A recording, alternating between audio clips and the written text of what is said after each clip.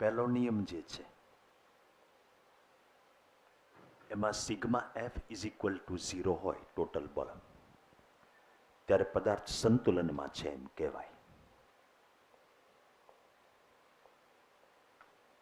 અને એ વખતે કાં સ્થિર હોય અને કાં અચળ વેગ હોય, અર્થાત પ્રવેગ ન હોય. એમ અચળ વેગનું જ તે કોન્સિક્વન્સી છે કે પ્રવેગ ન હોય. આ એસ સચ જડત્વનો નિયમ એ કહી શકીએ આપણે. જડત્વ શું કે છે? બળ ન હોય તો પદાર્થ જેમ હોય એમ નામ રહે. જેમ હોય એમ નામ મતલબ બે વસ્તુ, કાં સ્થિર હોય તો સ્થિર ને સ્થિર રહે, ગતિ કરતો હોય તો અચળ વેગથી ગતિ ચાલુ રાખે. બીજો નિયમ જે છે સેકન્ડ લો, એમાં પ્રવેગ હોય એટલે એફ બરાબર એમ એ લાગુ પડે. પણ તમે જાણો છો એફ એટલે સિગ્મા એફ જ સમજવાનું. એકલું બળ નોર્મલી હોતું નથી. આના પછી બે ભાગ પડ્યા હતા. સદિશમાં ન જવું પડે એટલે એક્સ અક્ષ તરફના બધા બળોનો total is equal to m into x અક્ષ બાજુનો પ્રવેગ, અને sigma F y is equal to m a y આમ કર્યું હતું. ઓકે, એક્સ અક્ષ જે બાજુ ગતિ થતી હોય કે થવાની શક્યતા હોય એને લેવાનું, એને લંબ હોય એને વાય અક્ષ લઈ લેવાનું. આ આપણે નક્કી કરેલું. હંમેશા ગતિશાસ્ત્રના આવા બધા કોયડાઓના ઉકેલ માટે ધ્યાનમાં રાખો કે જે બળો લાગતા હોય એનું લિસ્ટ તમારા મગજમાં ક્લિયર હોવું જોઈએ. એમાં અટવાઈ ન જઈએ એટલે એક ક્રમ ફિક્સ રાખીએ આપણે. પહેલું છે ને ગુરુત્વાકર્ષી બળ જ બતાવીએ. બળ સદિશ રાશિ એટલે મારે તમને સમજૂતી આપવી હોય તો કેટલું અને કઈ દિશામાં, એ બે વસ્તુ આપ, કારણ કે મૂલ્યની દિશા બે આપવી પડે. તો મૂલ્ય છે એ જે પદાર્થ પર બળની વાત હાલતી હોય એનું દળ ઇન્ટુ જી, અને દિશા અધો દિશા જ આવે. લખવું ન પડે એટલે મેં એરો કરીને બતાવી દીધું. પછી નંબર આવે લંબ બળનો. એને એન વડે દર્શાવશું આપણે, નોર્મલ રિએક્શન એના ઉપરથી. એ છે ને સપાટીને લંબ બહાર તરફ જ તે લેવું. દાખલા તરીકે આ સપાટી હોય એની ઉપર બ્લોક રાખ્યો તો સપાટીથી બહાર તરફ આમ લંબ બળ લેવાનું. માની લો કે આવી રીતે ત્રાસી સપાટી હોય અને અહીંયા બ્લોક હોય તો આ સપાટીને લંબ બહાર તરફ એટલે આમ લંબ બળ લેવાનું થાય. ક્લિયર? હર્ષ, એનું સૂત્ર નથી કાંઈ, એનો સિમ્બોલ જ યાદ રાખવાનું. ગુરુત્વાકર્ષણ બળનું સૂત્ર છે. લંબ બળ તો ગોતવું પડે સૂત્ર વાપરીને. ધારો કે આમાં તમારે શોધવું હોય તો સંતુલનમાં હોય તમે કહી શકો કે N is equal to M જી. આમાં ગુરુત્વાકર્ષણ બળ છે એનો આ ઘટક છે એ એમ જી કોસ થીટા થાય. આમ તો સંતુલન જ છે તો N is equal to M G cos theta થાય. આ રીતે ગોતવો પડે લંબ બળ. એમ અન્ડરસ્ટેન્ડ? ત્રીજું આપણે જે લેવાનું એ દોરીથી બાંધેલું હોય તો દોરીનું તણાવ બળ એ હંમેશા દોરી તરફ જ લેવાનું. માની લો કે આ કેસમાં અહીંયા પુલી હોય ને અહીંથી આમ બાંધીને અહીંયા એક બીજો બ્લોક લટકાવો હોય તો આ બ્લોકની વાત કરતા હોય તો આમ લેવાનું. આ બ્લોકની વાત કરતા હોય તો દોરી કઈ બાજુ છે, પુલીની વાત કરતા હોય તો અહીંયા આમ લેવાનું, અહીંયા આમ લેવાનું. અન્ડરસ્ટેન્ડ? કોની ઉપર બળ લગાડવું છે એ લ્યો, ત્યાંથી દોરી જે બાજુ એ બાજુ લઈ લેવાનું. ક્લિયર? દોરી આપણી માસલેસ હશે એટલે આખી દોરીમાં સેમ જ તણાવ બળ લેવાનું. માસ વાળી હોય તો શું કરવું એ હું તમને આજે લાસ્ટમાં કહીશ. ન કહ્યું હોય એટલે તમારે દળ રહિત અથવા હલકી એવી દોરી સમજવાની. ઇનએક્સટેન્સિબલ હશે જ તે, મતલબ ખેંચી ન શકાય એવી, લાંબી નહીં થાય એમ ખેંચો તો. હવે આજે મારે ચોથું એક બળ લેવાનું છે. એ બળ સમજાવું પછી તમે જન્માષ્ટમીમાં રજામાં જઈ આવો છેલ્લે દિવસે બધું રિપીટ કરીને આવજો, કારણ કે આવશો એ ભેગું પાછું પાંચમું બળ લેવાનું છે. એ ફ્રિક્શન છે, ઘર્ષણ. આમાં કેટલાય એવા છે ઓવરનાઇટ બસમાં આવશે, એ કે હાંજે અહીંયા નહીં પહોંચી જાય, કારણ કે મહત્તમ લાભ લેવાનો હોય ને. અને એ દિવસે અહીંયા આવો ત્યારે એ આ ચેપ્ટરનો સૌથી મહત્વનો અને સૌથી અઘરો ટોપિક હાલવાનો છે. એટલે એ પ્રમાણેની તૈયારી સાથે આવજો, બરાબર. અત્યારે આપણે જે ચોથું બળ છે એની થિયરી પહેલા સમજી લઈએ, પછી વન્સ અગેન આપણે પ્રોબ્લેમ સોલ્યુશન તરફ જઈશું. એક ઉદાહરણ હું તમને આપું. પહેલા આ શબ્દ નિર્દેશ ફ્રેમ, અને ઇંગ્લિશમાં રેફરન્સ ફ્રેમ પણ કહેવામાં આવે. ખાલી ફ્રેમ બોલે તો નિર્દેશ ફ્રેમ એમ સમજી લેવાનું. વાત ઉપર ઉપરથી થયેલી છે. કોને કહેવાય નિર્દેશ ફ્રેમ? કોને યાદ છે? કુલદીપભાઈ છે અહીંયા અમારી પાસે. હા, જ્યાંથી જોતા હોવી ને, હોવી એમ જ બોલે ને તું. હા, આપણે જ્યાંથી જોતા હોવી ને એ જગ્યા. ધારક હું ક્લાસમાંથી હું જોતા હોવી, હોવીનો દીકરો થાય, ગુજરાતી નથી ભણતો, હોઈએ એમ કહેવાય. બોટાદ બાજુથી આવતો લાગે, ક્યાંથી આવે? હા, એ બધું એમ જ થયું. જે સ્થળેથી તમે અવલોકન લેતા હો એ સ્થળની પરિસ્થિતિ એ નિર્દેશ ફ્રેમ કહેવાય. પરિસ્થિતિ મીન્સ ધારો કે આ ક્લાસમાંથી હું અવલોકન લેતો હોઉં ગતિનું, માનો કે આ પેન પડે છે, હું ક્લાસમાં ઊભો જ ગતિનું અવલોકન લઉં છું, તો એવા વખતે આ ક્લાસ, આ સ્ટેજ એ નિર્દેશ ફ્રેમ કહેવાય.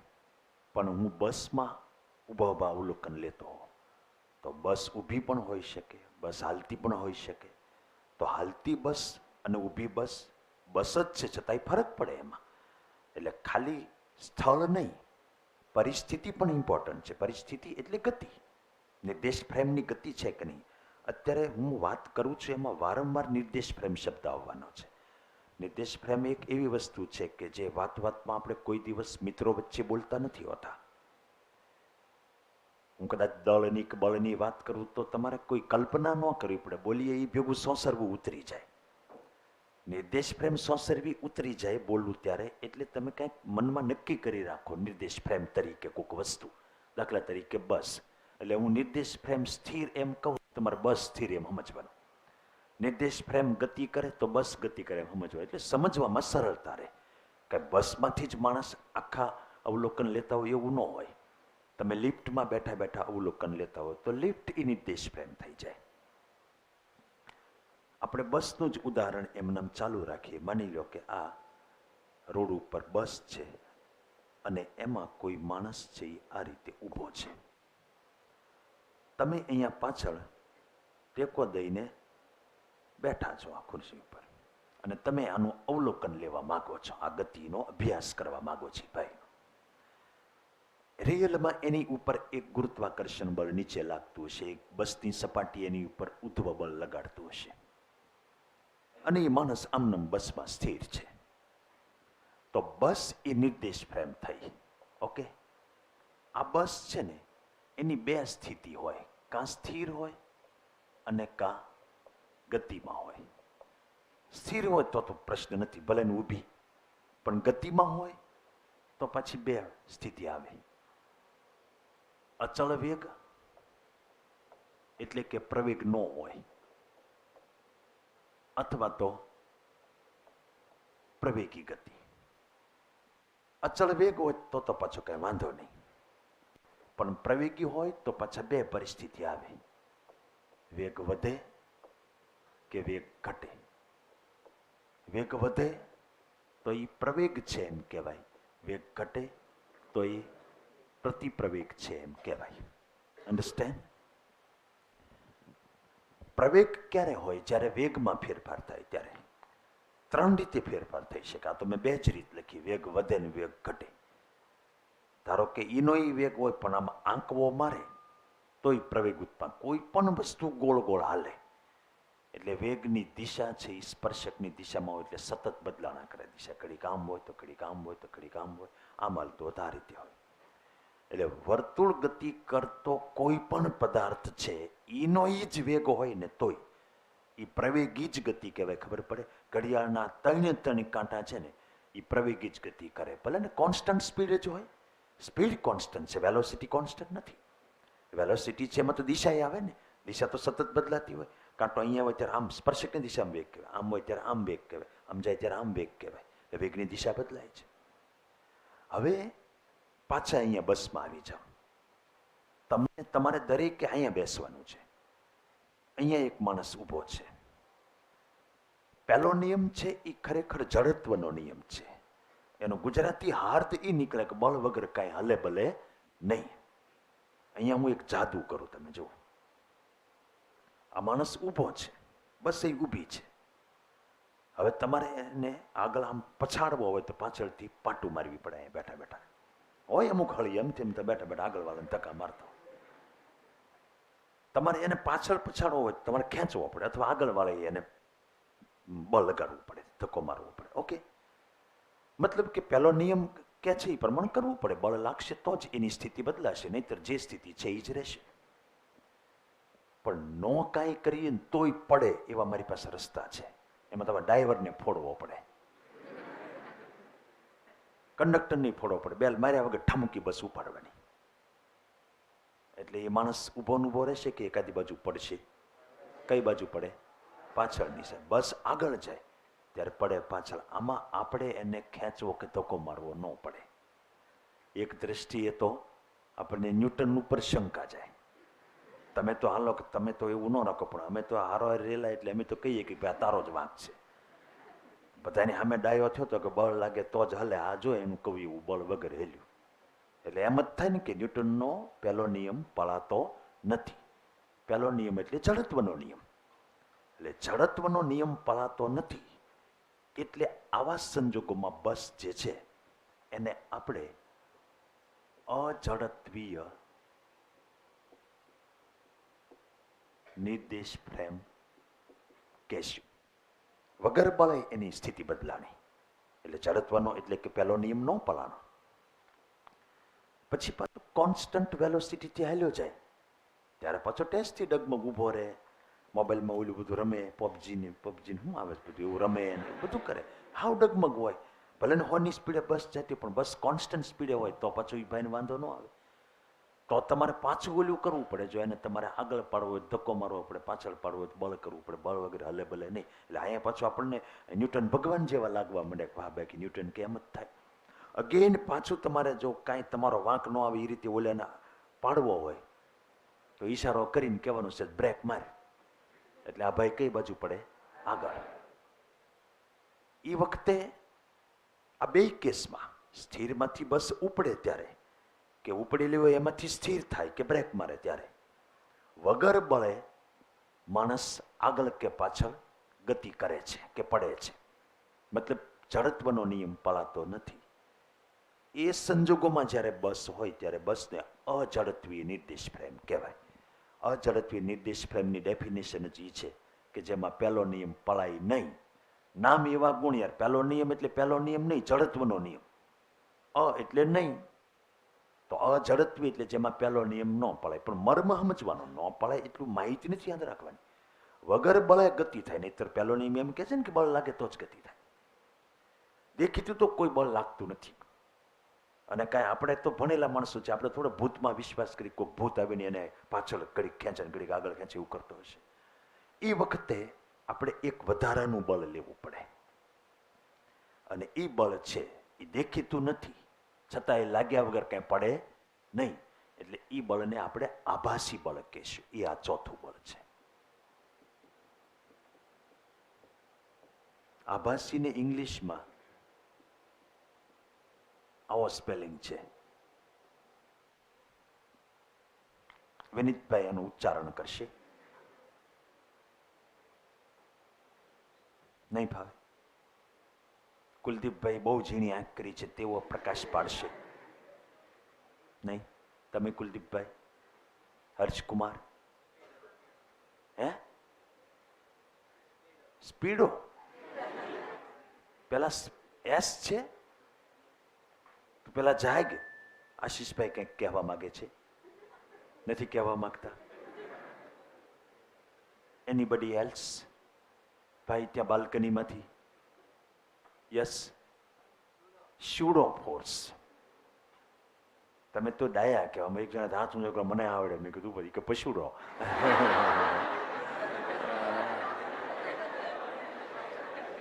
એકચ્યુઅલી તમને ઘણાને મન થયું હતું પણ તમે સાહસ ન કર્યું. તને પાર્થ કે હું મન થયું હતું? ખોટ બોલ, તારી માના આમ, તારી માના આમ, મા મરે ખોટ બોલતો. હું મન થયું હતું કાંઈક ઈચ્છ્યું હોય તો તને અંગ્રેજી આવડતું જ નથી એમ થયો મતલબ. આ અધ્યાહાર રહે, સ્યુડો ફોર્સ એમ કહેવાનું. Sometimes it is also known as fictitious force.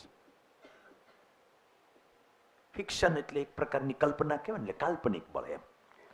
કારણ કે આપણને તો એવો જ વ્યાયામ હોય ને યાર, પણ નીકળીને માણસ તરીકે બળ વગર કોઈ હલે ભલે નહીં. તો આ એમનામ હલે તો આપણે એક આભાસી બળ લગાડી દેવાનું. એ આભાસી બળ છે એ ક્યારે લગાડવાનું? જ્યારે અઝડપી નિર્દેશ પ્રેમ હોય ત્યારે. હવે અઝડપી હાઈલી ટેકનિકલ શબ્દ છે. એની કરતા દેશી શબ્દ આપણે વાપરીએ ને, અઝડપી એ ક્યારે કહેવાય? ન્યૂટનનો પહેલો નિયમ ન પલાય ત્યારે. ક્યારે ન પલાય તમે જોયું નહીં?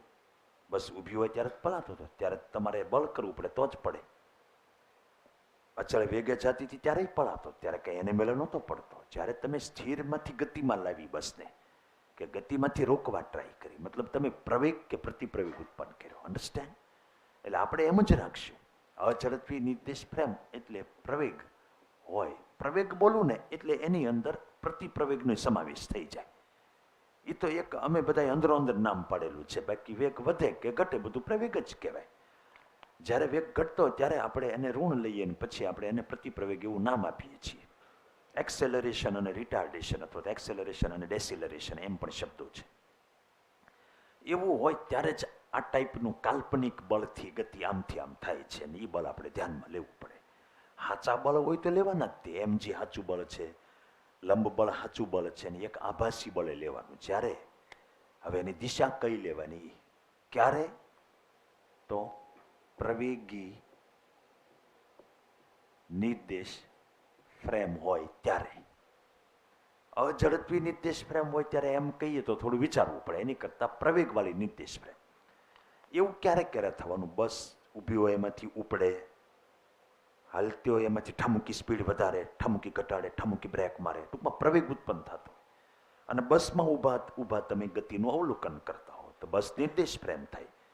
અને પ્રવેગી ગતિ જ્યારે જ્યારે બસ કરે, ઇવન સ્પીડ વધઘટ ન થાય પણ બસ આંકવો મારે ને તોય આપણે આમ પડી જઈએ, ખબર છે? તો એ વખતે ત્યાં આભાસી બળ લેવાનું. આંકવો મારે એ પ્રવેગ જ ઉત્પન્ન થયો કહેવાય. વેગની દિશા તો બદલાની કહેવાય, ટેકો લઈ લે. એ જ રીતે કોઈ પણ ગોળ ગોળ ફરતી વસ્તુ છે એ રેફરન્સ ફ્રેમ હોય, નિર્દેશ ફ્રેમ. જેમ કે ચકડોળ, તો ચકડોળમાં તમે બેસીને ફરજો, તમારું બોડી બહાર તરફ ધકેલાતું હોય એવું લાગે. એ આભાસી બળ છે. કોઈ ખેંચતું ન હોય પણ આપણને એમ લાગે કે આપણે બહાર પડી જઈશું હમણાં. બેન ધ્યાન રાખી. ધારો કે લિફ્ટમાં તમે બેઠા છો, લિફ્ટમાંથી તમે અવલોકન લ્યો છો, લિફ્ટ ઉપર જાય નીચે જાય, કોન્સ્ટન્ટ વેલોસિટી હોય તો ચિંતા નથી. પ્રવેગ કે પ્રતિપ્રવેગ હોય તો આપણે આભાસી બળ લેવાનું. હવે પ્રશ્ન એ ઊભો થાય કે કઈ દિશામાં લેવાનું આભાસી બળની દિશા?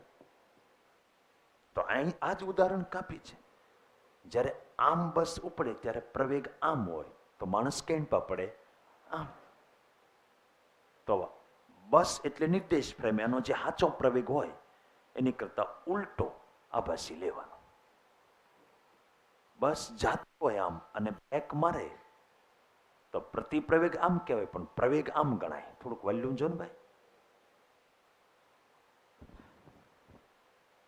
તો એ વખતે માણસ કઈ બાજુ પડે? આગળ. જાતી હોય બસ અને બ્રેક મારો તો માણસ કઈ બાજુ પડી જાય? આગળ. તો બળ આગળ લેવાનું. તો ક્લિયર થયું? એટલે એટલું ક્લિયર થાય છે કે બસનો જેવો પ્રવેગ હોય એની કરતા ઊંધો આભાસી લેવાનો. હું રિપીટ કરું, બસ આગળ ઉપડે ત્યારે માણસ પાછળ પડે છે. બસ બ્રેક મારે ત્યારે માણસ આગળ. બસ બ્રેક મારે ત્યારે પ્રવેગ પાછળ કહેવાય. તો નક્કી થઈ ગયું કે રેફરન્સ ફ્રેમનો પ્રવેગ હોય એની કરતા ઊંધો આભાસી લેવાનો. ઓકે, એટલે ફ્રેમની વિરુદ્ધ. ફ્રેમ એટલે બસ, લિફ્ટ, એવું બધું એની વિરુદ્ધ લેવાનું. હવે કેટલો લેવાનો એ પ્રશ્ન આવશે. હું તમને પ્રવેગ કેટલો લેવાનો એ કહી દઉં, પછી ગુણ્યા દળ કરો એટલે બળ મળી જાય. તો એના માટે ખરેખર સાબિત કરવા કરતાં પ્રેક્ટિકલ કરીએ આપણે. માણસ ઊભો હોય, હળવેકથી બસ ઉપાડે તો સહેજ જ આમ થાય ને, વધારે જોરથી ઉપાડે મતલબ વધારે પ્રવેગથી તો વધારે પાછળ ખેંચાય. તો શું બતાવે છે કે જેવો પ્રવેગ બસનો એવો જ આભાસી લેવાનો. એટલે ક્લિયર કટ વૈજ્ઞાનિકોએ કહી દીધું ઠરાવ કરીને, જેટલો બસનો એટલો જ આભાસી લેવાનો, ખાલી ઊંધો લેવાનો. એટલે કેટલો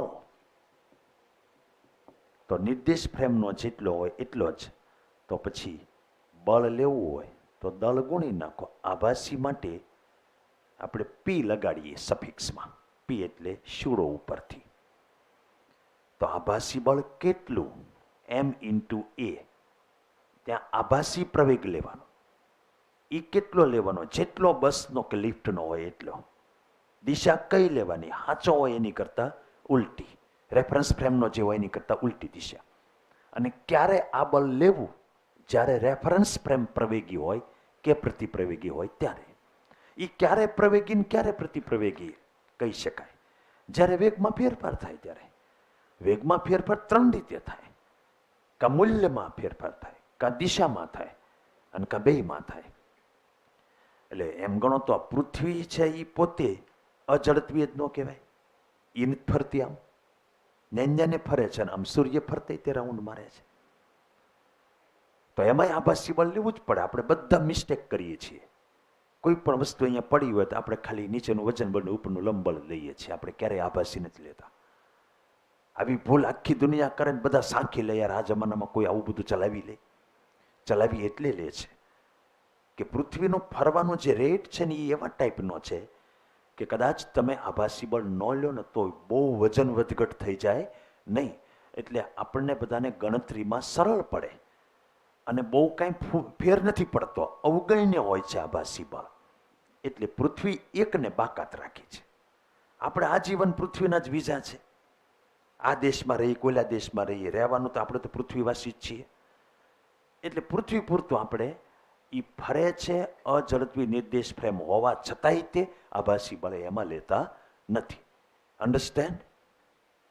તો ક્લિયર કટ તમારે કેટલું જોવાનું થયું હું રિપીટ કરાવું. પછી અંદરનું વર્ણન એકવાર અત્યારે વાંચી જઈએ, એકવાર તમે વાંચી લો, પછી અંદરનું વર્ણન કામનું નથી. બરાબર? આ ફિઝિક્સમાં થોડુંક કોઈ વર્ણન બીત કરો એમ પૂછવાનું છે અત્યારે તમારે કોઈ પ્રશ્ન હોય તો આભાસી બળ ક્યારે લેવું, કેટલું લેવું, કેણપા લેવું, ત્રણ જ પ્રશ્ન હોય. ક્યારે લેવું? જ્યારે અઝડપી ફ્રેમ હોય ત્યારે. કેટલું લેવાનું? ફ્રેમ જેટલું પણ ઉલટી દિશામાં. પતી ગયું. એનો જેટલો પ્રવેગ હોય એટલો આભાસી પ્રવેગ ઉલટો લેવાનો.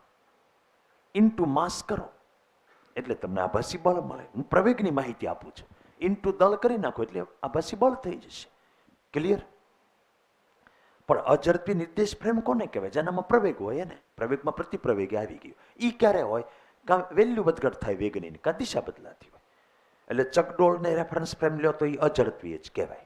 ઇવન પૃથ્વીની ફરતે કોઈ ઉપગ્રહ ફરતો હોય, ન્યા રહ્યા તમે રેફરન્સ ફ્રેમ લેતા હો તો એ ફરે છે મતલબ વેલોસિટીની દિશા બદલાય જ છે. એટલે પ્રવેગી નિર્દેશ ફ્રેમ કહેવાય. એટલે આભાસી લેવું પડે. અન્ડરસ્ટેન્ડ? ક્યારેક એવું બને કે આ પાટીઓ છે એની ઉપર મેં આવા કોઈ બ્લોક મૂક્યા છે. બરાબર? તો અત્યારે નીચે એમજીની ઉપર લંબબળ એટલું જ લઈએ, પણ આ ધારો કે પ્રવેગથી આમ જાય તો તમારે આભાસી આમ લેવાનું. અન્ડરસ્ટેન્ડ? તો તમે આને રેફરન્સ ફ્રેમ લઈ લો. કદાચ આ સ્થિરમાંથી ગતિમાં ન આવે, ગતિમાન હોય પણ આમાં રાઉન્ડ મારે તમને કહું આમ, તોય તમારે આભાસી બળ લેવાનું. સાચો પ્રવેગ રાઉન્ડમાં હંમેશા કેન્દ્ર તરફ હોય છે. એ આપણે આવશે એટલે ખબર પડશે. એટલે આ રાઉન્ડ મારે ત્યારે કેન્દ્ર તરફ સાચો પ્રવેગ હોય તો આભાસી બહાર તરફ લેવાનું. એટલે તમને ચકડોળમાં જોજો બહાર કોક ખેંચતા હોય એવું ફિલિંગ થાય. થાય છે કુલદીપ? તરત બેટરી ડાઉન થાય છે, જાગતો રહે છે. કેટલા બધા બ્લોક છૂટા છે અહીંયા જોતું બધા. અને પછી આમાં ઘણા છે ને એના શરીરમાં અઝડપી નિર્દેશ ફ્રેમનું નિર્માણ કરે વગર બળે આમ થવા માંડે. એ ન થાય ને જોજો પાછા. બધી બાજુ ગમે એ બાજુ એનો અઝડપી એટલે આભાસી બળ લાગે, આમ લાગે, કડીક આમ લાગે, કડીક આમ લાગે.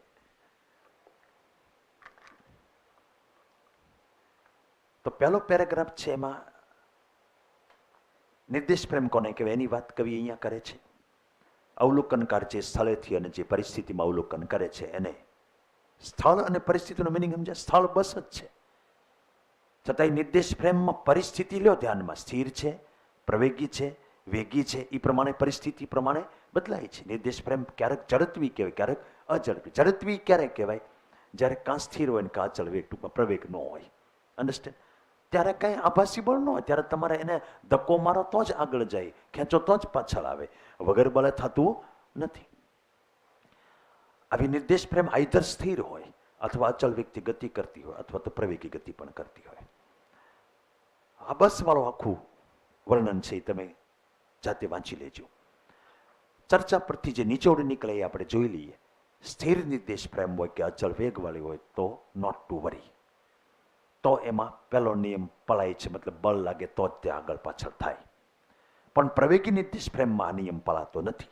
જે નિર્દેશ પ્રેમમાં ન્યૂટનનો જડત્વનો પહેલો નિયમ પળાય એ ઝડપી, ન પળાય એ અઝડપી. એમાં શું છે? જડત્વ વાળું ન પળાય તો અઝડપી. એમ જાગૃતિ એ બધી અઝડપી જ કહેવાય, કારણ કે એમાં પ્રવેગ હોય જ તે, ભલે એનો એ જ વેગ હોય. સમજાય છે તમને? દિશા બદલાય છે. ક્લિયર? અઝડપીમાં એક આભાસી બળ લેવાનું, ઓરિજિનલ પ્રવેગથી ઊંધી દિશામાં લેવાનું. મેં જેટલું ધ્યાનમાં લેવા જેવું છે એટલું ઘાટા અક્ષરે પ્રિન્ટ કરાવ્યું છે. અને એ કેટલો લેવાનો? તો કે જેટલો સાચો પ્રવેગ હોય એટલો જ ઉલટી દિશામાં લેવાનો. એ આભાસી પ્રવેગને ઇન્ટુ માસ કરો. પછી માની લો કે બસ હોય અને હું અભ્યાસ આ ભાઈનો કરું, બસનો પ્રવેગ આમ એ હોય તો આભાસી પ્રવેગ આમ લેવાનો થાય. એ ત્યાં બસનું દળ નહીં ગોતવાનું. ભાઈ હું કોનો એફબીડી લખું છું? માણસનો. માણસ ઉપર બળ લાગતો તો માણસનું દળ ગુણ્યા એનો પ્રવેગ લેવાનો હોય. હલો, ચકડોળ છે એમાંય તે ચકડોળમાં તમને ખ્યાલ આવે? વર્તુળ ગતિ ભણશો એટલે ત્યારે હું તમને કહીશ કે હંમેશા કેન્દ્ર તરફ કોક ખેંચે તો જ વર્તુળ ગતિ થાય, નહીંતર ન થાય. પૃથ્વીની ફરતે ચંદ્ર ફરે તો પૃથ્વી ખેંચી રાખતી હોય ને ગુરુત્વાકર્ષણ દ્વારા. એક દોરીને છેડે પાણકો બાંધીને આમ ફેરવું, મારા પ્રતાપે જ પાણકો ફરે. મોટા હું મૂકી દઉં એટલે ફંગોળાય છે. અન્ડરસ્ટેન્ડ? તો હું કેન્દ્ર તરફ ખેંચી રાખું દોરીના માધ્યમથી. તો તમે ચકડોળમાં આમ ફરો છો ને ત્યારે તમે ફરી એટલે જ શકો છો કે તમે અને નીચે જે જ્યાં બેઠા છો એ સપાટી વચ્ચે ઘર્ષણ બળ છે, એ તમને કેન્દ્ર તરફ ખેંચી રાખે. તમે રોડે ઘણી વાર નથી જોતા કે વાહન છે એ સર્કલ ફરતે વળાંક લે, એટલે જો તેલ ને એવું ઢોળાઈ ગયું હોય ને ચીકણું કંઈક થઈ ગયું હોય તો રસ્તો વળાંક લે, વાહન સીધું જાય, એવા ઘટના નથી બનતી. કેમ થયું? ડ્રાઈવરને નહોતી ખબર કે અહીંથી આંકવો મારવાનો છે, પણ ડ્રાઈવર નથી બળ લગાડતો, ત્યાં ઘર્ષણ બળ લગાડે છે, એ એને વર્તુળ તરફ કેન્દ્ર તરફ ખેંચી રાખે છે.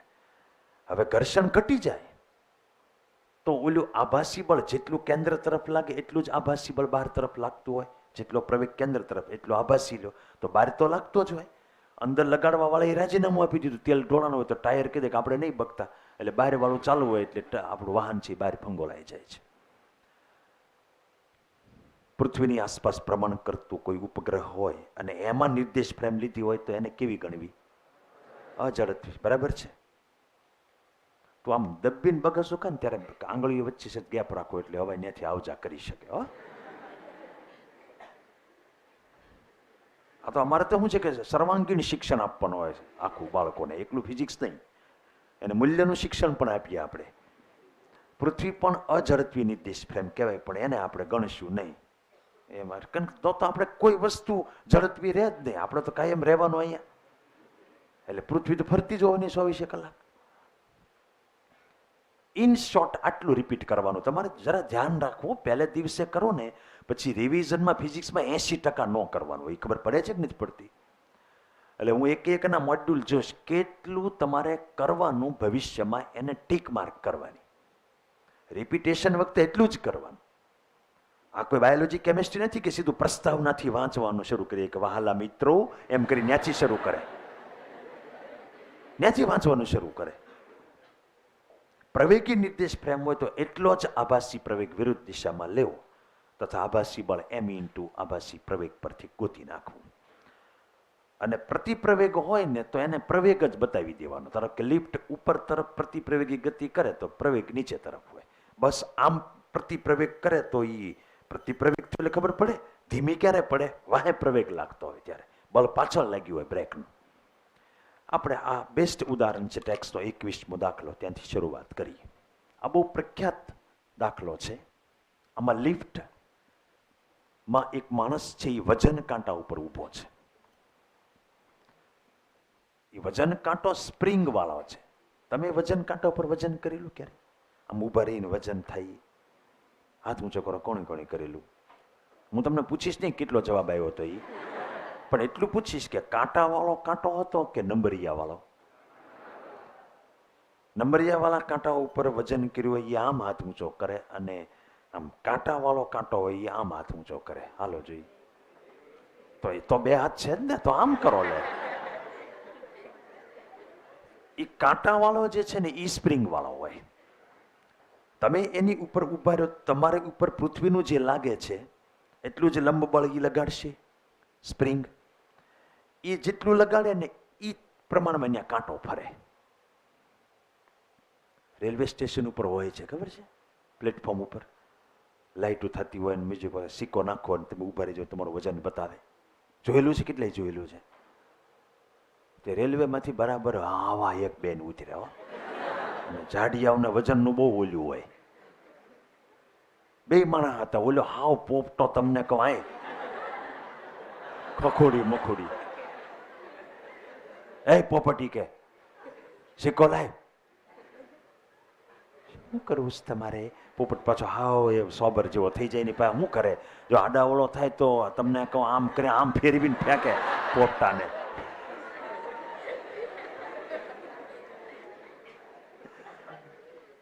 શું તમારે જરૂર છે? મને લાય એટલે બિચારા કાંઈ વાંધો નહીં. શું કરવું એ તો કયો.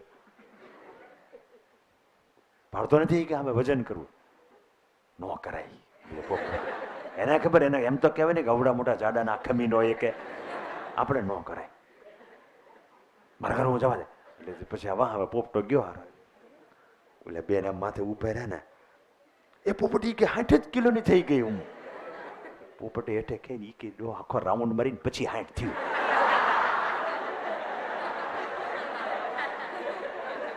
એકસો 60 છે શની મને હાલ.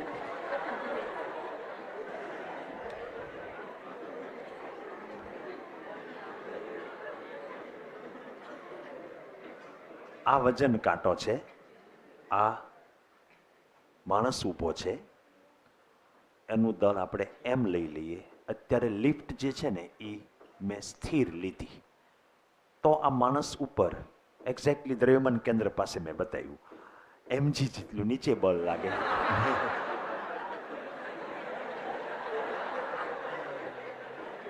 અને આ સ્પ્રિંગ બેલેન્સ ઉપર તરફ લંબ પ્રત્યાઘાતી બળ લગાડે. સ્થિર છે એટલે n = mg હશે. એમ એનું 60 kg આપ્યું છે, જુઓ તમે. એટલે 600 ન્યૂટન લંબ બળ લાગ્યું. એ લંબ બળ કોણ લગાડે? વજન કાંટો. પૃથ્વી લગાડે એનો એને હિસાબ ન હોય. એ લગાડે એ પ્રમાણે કાંટો ફરે. એટલે એ જ આપણું વજન. સમજાણું તમને? આ ઓરિજિનલ વજન થયું. આમાં ક્યાંય આભાસી બાભાસી ન આવ્યું, કારણ કે લિફ્ટ એ નિર્દેશ ફ્રેમ છે. તમે તમારે અહીંયા બેઠા બેઠા કાંટામાં અવલોકન કરો આ ભાઈનું. એટલે તમારા માટે નિર્દેશ ફ્રેમ લિફ્ટ થઈ ગઈ. હવે માની લો કે લિફ્ટ છે ને એ ઉપર તરફ પ્રવેગી ગતિ કરે 2 મીટર/સેકન્ડ સ્ક્વેર જેટલું, તો FBDમાં તમારે ધ્યાન રાખવું પડે મોટા. એ જ લિફ્ટ એ જેટલા પ્રવેગથી ઉપર જાય છે, એ જ માણસ તમને કહું નીચે તરફ તો mg હોય જ તે, ઉપર લંબ પ્રત્યાઘાતી બળ વજન કાંટો લગાડે જ તે, પણ આ માણસ અવલોકન કરે છે કે એનો એ માણસ હેઠે અવલોકન કરતો હોય. જે કરતા હોય લિફ્ટ જે છે એ નિર્દેશ ફ્રેમ થઈ, અને લિફ્ટ પ્રવેગી ગતિ કરતો અઝડપી નિર્દેશ ફ્રેમ થઈ. એટલે આપણો મુદ્દો ઉપસ્થિત થયો, આભાસી બળ લેવું પડે. અઝડપી નિર્દેશ ફ્રેમ છે. એટલે હવે વાત એ આવે કે કઈ બાજુ લેવું. જે બાજુ લિફ્ટ હોય એની કરતા ઉલટી બાજુ, એટલે લેવું પડશે નીચે. બરાબર? આમ કેટલું ઈ પ્રશ્ન આવે. તો મેં કીધું છે જેટલો લિફ્ટનો એટલો પ્રવેગ નીચે લેવાનો. બરાબર?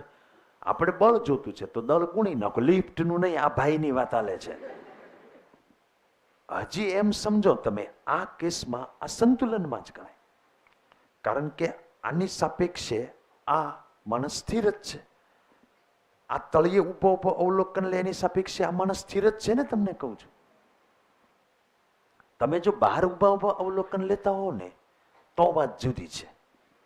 તો અહીંયા આગળ n is equal to mg plus ma આવશે. mg 60, આ 10, આ 60, આ 2, આ 600, 120, 720 ન્યૂટન બતાવશે. અત્યારે આ લંબ બળ એ જ વજન કાંટાને ખબર પડે, બીજું કંઈ ખબર પડે નહીં. એને કેટલું ઉપર લગાડવું પડે એ પ્રમાણે એનો કાંટો ફરે. નોર્મલી તો એને એટલું જ લગાડવું પડે જેટલું હોય હેઠે ટોટલ લાગતું હોય. નોર્મલી તો નીચે માતાજીની દયા એક જ હોય, પણ ક્યારેક લિફ્ટની દયા આવે. લિફ્ટ ઉપર પ્રવેગી ગતિ કરે તો એમ એ જેટલું આભાસી બળ નીચે આવે. એ આભાસી બળ આવ્યું એટલે આ વધારે થયું.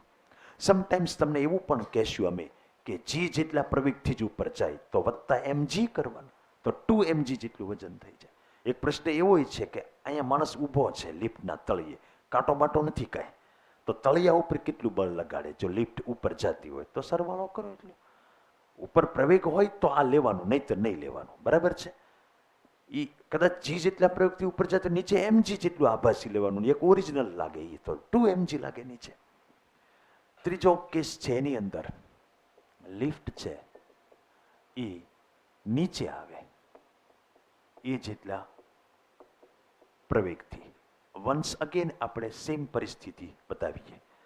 સેમ માણસ, નીચે તરફ mg, ઉપર નોર્મલ રિએક્શન.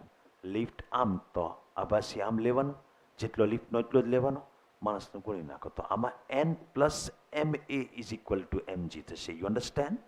તો it is mg minus ma. તો આ 600 માઇનસ હલો 120 એટલે આ 480 ન્યૂટન થશે. આ આપણું વજન થઈ ગયું. ઓછું વજન બતાવશે. અન્ડરસ્ટેન્ડ? આ લિફ્ટ કઈ આ દોરડાથી ટીંગાયેલી હોય એટલે 2 જેટલો પ્રવેગ છે. મૂકી દીધી હોય તો 10 ન હોય. હલો, એ તો હું દોરતો ને, તમે એમ ન સમજતા હો ભાઈ. ટીંગાય છે બાપા. ટીંગાતું હોય તોય ક્યારેક મૂકી દે, તૂટી જાય તો શું થશે? કયો ડબલ્યુ નો જવાબ કહી દો, બુદ્ધિ વાપરો. કેબલ તૂટી જાય તો 0. એટલે પણ તમારે જે લેવાનું એ લો ને, તો લિફ્ટનો પ્રવેગ જ 10 થઈ જાય કે નહીં? તો અહીંયા 60 × 10 ને અહીંયા 60 × 10. એ વખતે એ માણસને શું ફીલ થતું હોય એ તો જેની ઉપર વીતે એને ખબર પડે ને. પણ આપણે જો કાલ્પનિક રીતે વિચારવું હોય કે માણસને શું ફીલ થતું હોય તો માણસને આમ હળવું ફૂલ ફિલિંગ થતું હોય. કાંટાને શું ફીલ થતું હોય તમને ખબર પડે? કાંટો 0 બતાવે, એને એમ જ થાય કે આપણી ઉપર કોઈ ઊભું જ નથી. એમ થાય લે mg જેટલું ઊભું હોય એમાંથી mg જ બાદ કરો તો 0 બતાવે ને. કાંટો 0 બતાવશે વજન. એને વેટલેસનેસ કહેવાય, વજન રહિતતા. આનો આનંદ લેવા માટે ઘણા લોકો પ્લેનમાં ઉપર જઈને ત્યાંથી ધુબકા નથી મારતા, ફ્રી ફોલ કરે છે. કરે છે કે નથી કરતા? શું કહેવાય એને? સ્કાય ડાઇવિંગ કે શું કહે એને?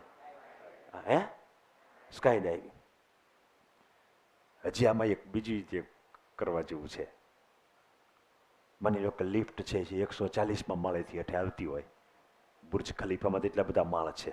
કોઈ દુબઈ બાજુ આવો તો તમને ખ્યાલ આવે. ત્યાં લિફ્ટ 140માં માળેથી ધારો કે ભૂલથી કેબલ તૂટ્યું અને એ જ વખતે નીચે બે જણા પાછા આમ ખેંચે લિફ્ટને તો 10 કરતાંય વધારે પ્રવેગ થઈ જાય. ધારો કે 12 જેટલો પ્રવેગ થઈ ગયો તો ખબર પડે વજન નેગેટિવ આવે. આ વધી જાય ઉપરવાળું. હલો, તો કાંટો તો ગોતવા નીકળે, ભાઈ ગયા ક્યાં? કારણ કે ત્યાં ઊભો ન હોય, તમને ખબર પડે બળ ઓલી બાજુ. પછી વજન નોર્મલ રિએક્શન તો 0 થઈ ગયું.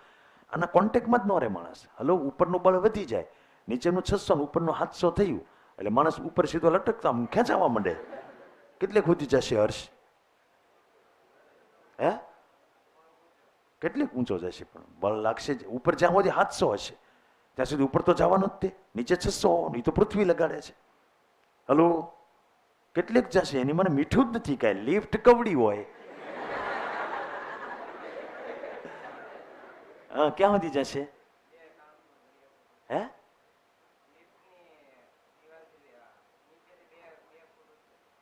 ખાલી 2 ફૂટ જ. શું છે? શું કામ?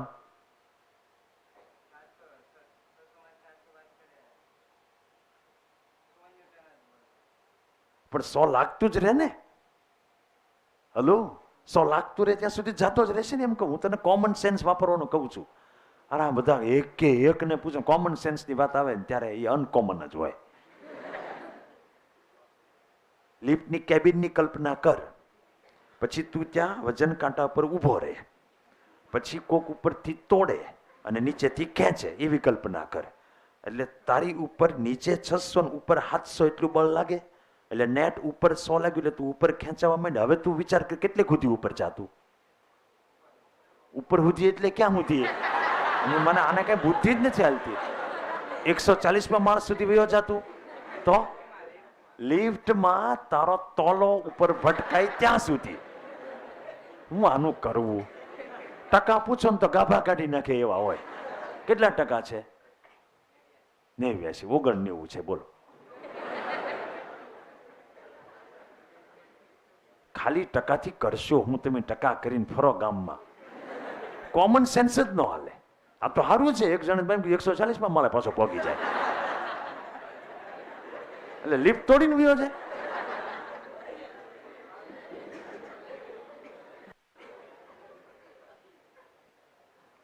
આ બધું ઘડીક જ થયું. હેઠે પડ્યા પછી હાવ 140 નહીં, સ્વર્ગમાં વયો જાય. આવું બધું આની અંદર છે આ પ્રશ્નમાં. જો કે એ પડે ત્યારે એ છે જી કરતા વધી ગયો. આમ નોર્મલી ન વધે, પણ કોઈક કાવતરું કર્યું હોય ને ખેંચવાનું ચાલુ કર્યું હોય તો એ ક્યાં જાય? માણસ ઉપર છત પર ચોંટી જાય. જો લિફ્ટનું દોરડું એકાએક તૂટી જાય, SLP નો 63 છે, તો લિફ્ટની સપાટી પર લાગતું તણાવ બળ, પછી તો તણાવ બળ લાગે? દોરડું ઢીલું થઈ ગયું ને, તણાવ બળ 0 થઈ જાય ને. ઉધ્વ દિશામાં જી જેટલા પ્રવૃત્તિ ગતિ કરતી લિફ્ટમાં ઉભેલ M દળના માણસ દ્વારા તરિયા પર લાગતું. હલો, ઉપર જાય છે તો mg + ma. લિફ્ટનો પ્રવેગ હોય એટલો આભાસી લેવાનો. હલો હર્ષ, જવાબ દે. હા, નોટ પેન કાઢીને આ સોલ્વ કરો. 7મો. હાલો, વાતચીત નહીં થવી જોઈએ.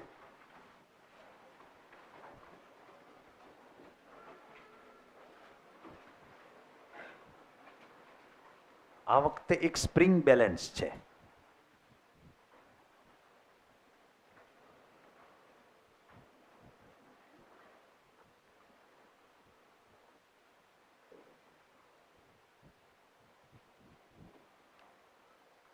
સ્પ્રિંગ બેલેન્સ એટલે ખબર પડે? સ્પ્રિંગ કાંટો આ ટાઈપનો હોય.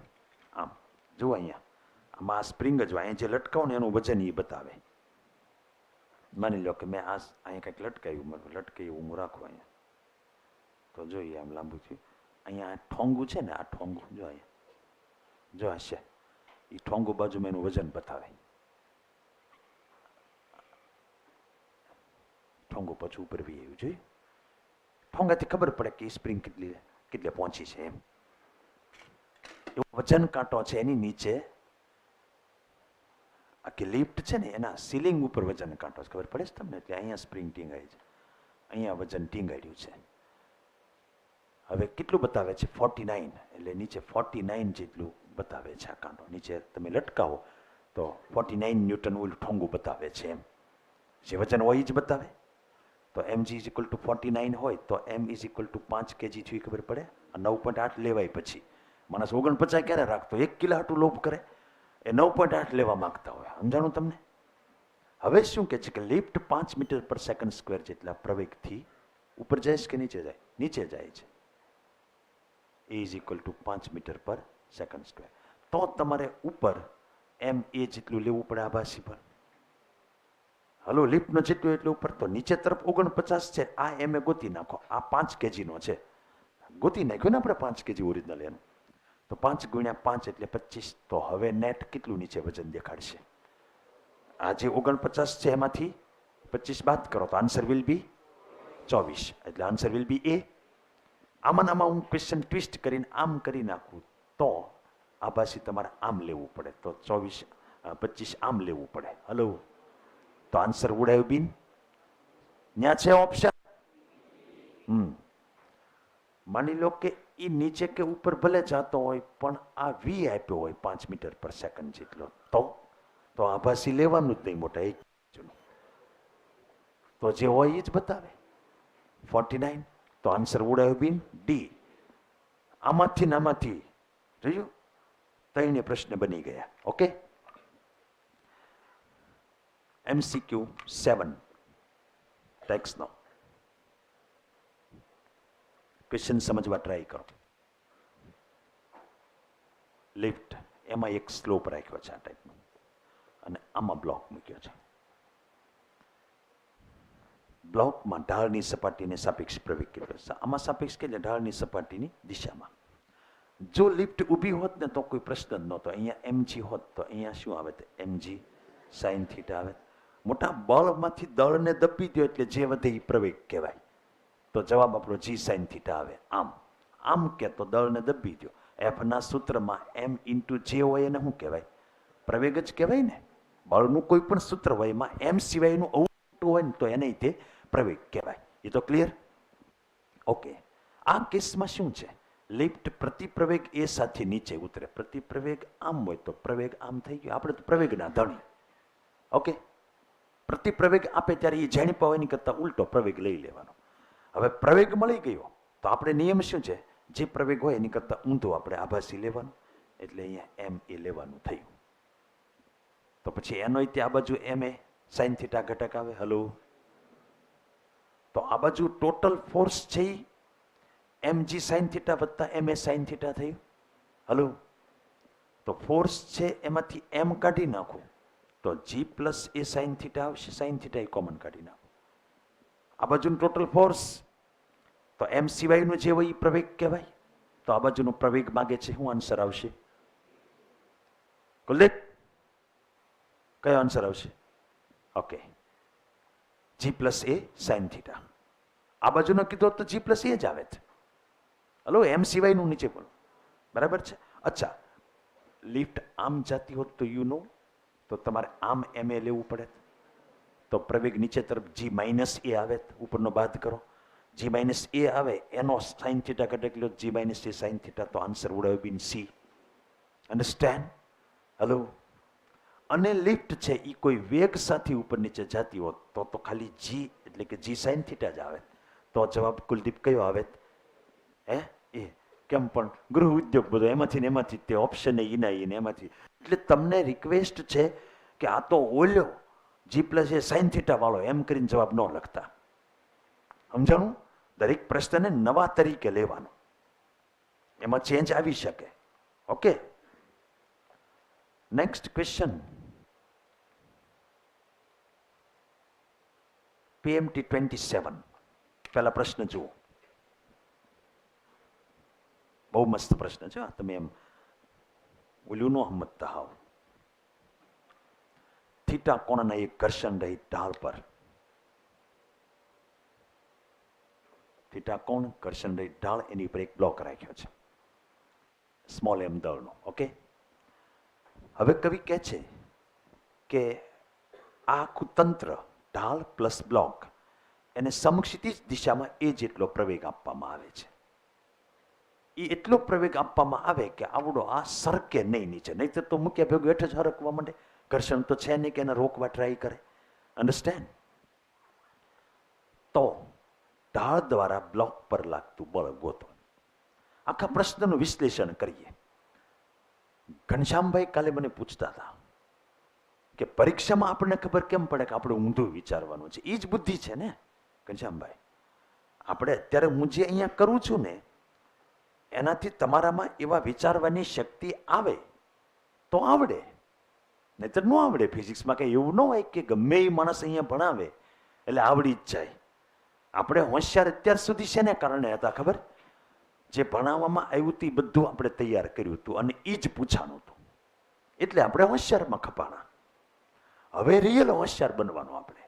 રિયલ હોશિયાર ફિઝિક્સ પૂરતું જ આ વસ્તુ થવાની.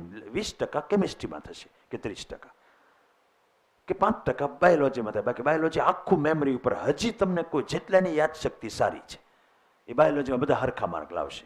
મહેનત કરશે ને યાદશક્તિ સારી હશે. એમાં ફરક નહીં પડે કયો હોશિયાર ને કયો ઠોઠી, કયો મહેનતું ને કયો ઓછો મહેનતું, એ ફરક પડશે એની અંદર. ફરક ફિઝિક્સ જ. અને એમાં તમારે ક્યાંય એવું ઓબ્સેશન નહીં રાખવાનું કે હારું હું મહેનત કરું તો ફિઝિક્સમાં આવવા જ જોઈએ મારે. ફિઝિક્સમાં 160 આવે ને ખાલી 60 આવે કે વાર ન લાગે. એવા જ છોકરા આપણે ત્યાં હતા કે જેને 160થી નીચે લાઈફમાં ક્યારેય ફિઝિક્સમાં ન આવ્યો હોય અને ત્યાં આગળ સીધા 50 માર્ક આવ્યા. હજી છોકરો અત્યારે મેડિકલમાં ભણે છે. બની શકે. ત્યાં તમે ગભરાઈ ગયા તો કામથી ગયા તો તમે બાયોલોજીમાં જાઓ. એ તમારે કંટ્રોલ પહેલા કરવાનો કે એ તો થવું જ નહીં જોઈએ. 20 પ્રશ્નો છોડો આપણે છોડી દેવાના. એ તમારું ઇમોશનલ સ્ટેબિલિટી છે, સ્પિરિચ્યુઅલ સ્ટેબિલિટી. બાકી વસ્તુ તમે અત્યારે જે રોજે રોજ કામ કરો, હું અહીંયા જે રીતે પ્રશ્ન તમારી સામે મૂકું, હું જે રીતે વિચારું, એ તમે જાતે એ રીતે માથાકૂટ કરતા શીખો અને એવા વિચારો તમને આવવાના શરૂ થાય એ પ્રમાણમાં તમને માર્ક આવે. એટલે ફિઝિક્સમાં ક્યારેય એવું નહીં માનો કે આપણી રેન્જ છે એ 150 એટલે 150ની આજુબાજુ જ રહે. એ ગમે ત્યારે 100 ની અંદર વહી જાય, ગમે ત્યારે 150 ની બહાર વહી જાય. આપણે આપણી તૈયારી પર ફોકસ કરવાનું. પછી તો દડો કેવો આવ્યો એ પ્રમાણે છે. સમજાણું? તો વિચારવાનું કેવી રીતે હોય તમને આખા પ્રશ્નનું વિશ્લેષણ તમને. આ તો અત્યારે તમારી પાસે ટાઈમ હોય એટલે વધારે વિશ્લેષણ કરી. એ વખતે તમારે 1-2 મિનિટમાં નિર્ણય લેવાના ને. ધારો કે તમે કાંઈ પ્રવેગ ન લગાડો, આમ જ રાખો. આ સપાટી છે એ ઘર્ષણવાળી હશે, એની ઉપર આ પડ્યો છે. એ ન કે તો તમારે સમજવાનું આ ઘર્ષણવાળી હશે, નહીં તો ડખો થાય. ખબર પડે તમને? હું ડખો થાય ખબર છે તમને? આ પાછો ભાગવા માંડે. કારણ કે આવડો આની ઉપર લંબબળ લગાડે કે ઓલો થોડો ગાંજો જાય એમ હોય. ન્યૂટનના 3જા નિયમ અનુસાર એ આમો સોંટક્યો ભરતો જ હોય એટલે એ આમ લગાડે. એનો એક ઘટક આમ આવે, એ આમ તરફ એને લઈ જાય. એટલે આપણે ન કેમ તો આ ઘર્ષણવાળું છે સમજીને હાલવું. આ સપાટી સ્મૂથ છે, એમાં ઘર્ષણ નથી. હવે બે જ બળ રહ્યા. એક આ એમજી, એક નોર્મલ રિએક્શન. આ બ્લોક ઉપરની વાત કરું છું. એનો આ બાજુનો ઘટક છે એ mg sin θ આવશે અને આ ઘટક છે એ mg cos θ આવશે. હવે આ કેસમાં તમને પૂછ્યું હોય કે આ ઢાળ છે એ બ્લોક પર કેટલું લગાડે, તો n. અને આ દિશામાં સંતુલન છે એટલે σfy = ma. એ બાજુ તો પ્રવેગ છે જ નહીં. તો આ માઇનસ આ = 0. તો mg cos θ આટલો જ જવાબ આવે તમને કહું. અને આમ જુઓ, આ બાજુ બળ લાગે છે mg sin θ એટલે મૂક્યા ભેગું આ નીચે જ ભાગવા માંડશે. રોકવું હોય તમારે તો ગમે એ રીતે ઉપર બળ લગાડવું પડે. તો નેચરલી લાગે છે પૃથ્વીને કારણે. એ ક્રિયા તમે અનેક રીતે કરી શકો. કાં આને ખરબચડું રાખો, એટલું ઘર્ષણ રાખો કે જેટલું mg sin θ નીચે એટલું ઘર્ષણ બળ ઉપર લાગે તો રોકાય રહીને અહીંયા. અથવા તમે અહીંયા ગરગડી રાખીને દોરીથી અહીંયા બીજો એક બ્લોક ટીંગાડો, એટલું તણાવ બળ આમાં ઉત્પન્ન કરાવો કે જેટલું mg sin θ હોય તોય ઊભો રહીએ. કે આ રસ્તા છે તમારા બધા. એક રસ્તો એમણે જે આપ્યો છે એ વિશિષ્ટ રસ્તો છે. આને રોકવા માટેનો કેવો વિશિષ્ટ રસ્તો આપ્યો એ તમે જુઓ. આ બેયને એટલે કે આખા તંત્રને સમક્ષિતિજ દિશામાં એ જેટલો પ્રવેગ આપ્યો. સમક્ષિતિજ એટલે આડું. એને કહ્યું નથી કે આમ આપ્યું છે કે આમ. તમે કલ્પના કરો. આમાં તમને ખબર પડે આ બ્લોક એ નિર્દેશ ફ્રેમ છે, આ ડાળી, એની ઉપર બ્લોકની ગતિનો વિચાર હાલે છે. એટલે આનો જેટલો પ્રવેગ તમે લેશો એટલો જ વિરુદ્ધ દિશામાં આનો લેવાનો. તો તમે હવે કલ્પના કરો કે આને હું આમ પ્રવેગ આપવું એ સારું રહેશે કે આમ આપવું એ સારું રહેશે. વિચાર કરજો. આમ આપું ધારો કે હું આને એ જેટલો પ્રવેગ, તો આની ઉપર મારે આમ આભાસી લેવો પડે. અન્ડરસ્ટેન્ડ? જો આભાસી લેવું પડે તો એની હારી દળ ગુણો એટલું બળ લેવું પડે. એ બળનો એક ઘટક આમ થાય, જો ma cos θ. બીજો ઘટક એને લંબી આ થાય, એ થશે ma sin θ. એક cos θ હોય બીજો sin θ જ આવે ને. મોટા અમુક વસ્તુના ડિસિઝન ફાસ્ટ લો તમે. આ થીટા જ થાય. તમે વિચારો ને, અહીંયા છે એવી જ આકૃતિ છે. આ લીટી સમક્ષિતિજ તો આ સમક્ષિતિજ. આ જેટલી ત્રાસી એટલી જ આ ત્રાસી છે. તો આ ma નો x બાજુનો ઘટક ma cos θ અને y બાજુનો ઘટક ma sin θ. માની લો કે આપણે એટલો પ્રવેગ આપ્યો છે કે આ સ્થિર થઈ ગયો, તો આ બે હરખા હોય? તો આપણે જે પહેલા mg cos થીટા કહેતા હતા એમાં આ ઉમેરણો ને, ma sin થીટા. ખબર પડી?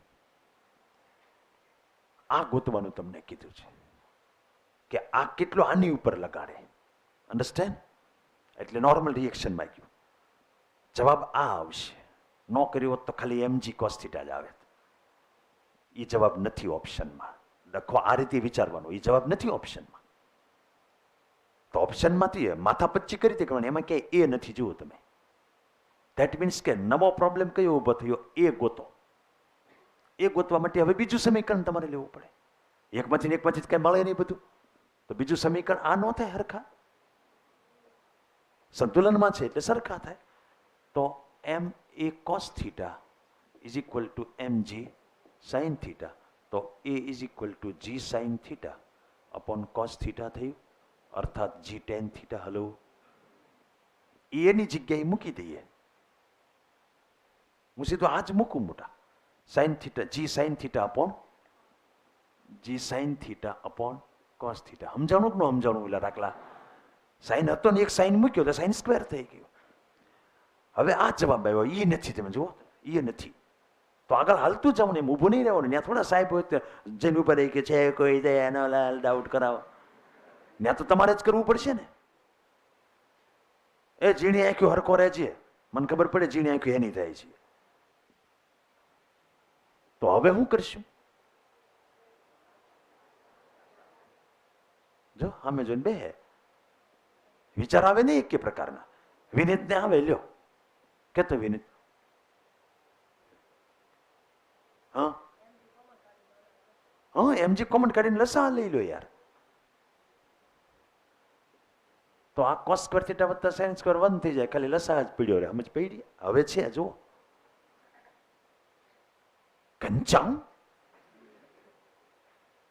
એક્ઝામમાં એમ કહેશે કે sin square theta plus cos square theta is equal two 1. આપણે ખબર કેમ પડે કે વાપરવાનું?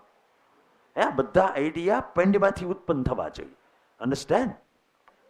અને ITPMT નો પ્રશ્ન છે, જે દી માણસને પૂછ્યો હશે 2004માં, ત્યારે એ થોડાક કરીને બેઠા હશે એ પ્રશ્ન. અને આવા કોક પ્રશ્ન જ હશે એની અંદર. નીટમાં 5-7 જ હોય પ્રશ્ન એવા, બાકીના નોર્મલ હોય.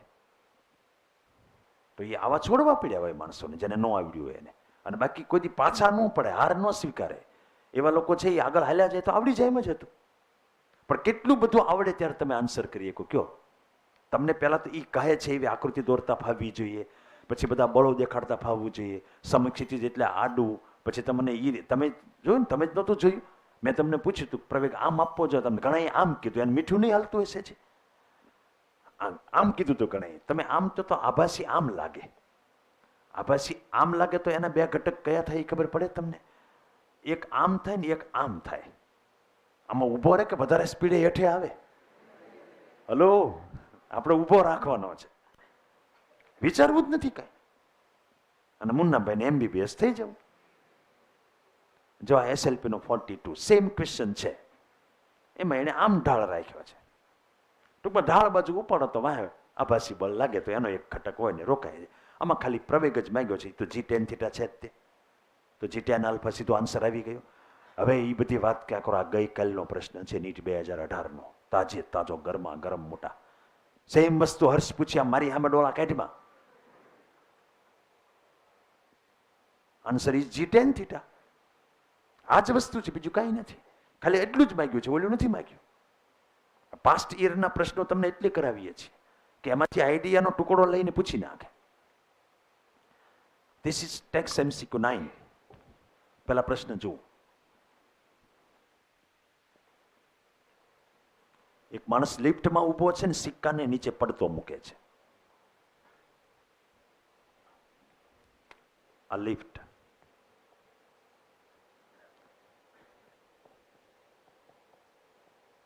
અહીંથી સિક્કો પડતો મૂકે તો એટલું હાલવાનું એને. એને આપણે x કહી દઈએ તો પડવાનો ટાઈમ આપણને ખબર છે, v0t પ્લસ હાફ GT² આવે. તો t is equal two √2x upon g આવે. હલો, x કયો કે h કયો, જે તમે કહેતા હોય. કાંઈ સોલ્વ ન કરો તો એમ નામ જવાબ આવી જાય. હાલો, કોને કોને આવી ગયો? આન્સરનો જ તે ઓપ્શન કરો, બતાવો. આન્સર પ્રમાણે આંગળીઓ હજી શરૂ જ નહીં કર્યું હોય, મારી જેમ ઢીલા ટપકાવાળા કંઈ વિચારવાનું શરૂ જ નહીં કર્યું હોય, સાહેબ કરાવશે ને. આવી રીતે ક્લાસમાં નહીં બેસો એમ કહું છું. તમારા માઇન્ડમાં હું આ લઈ કંટ્રોલ તમે કરી શકશો.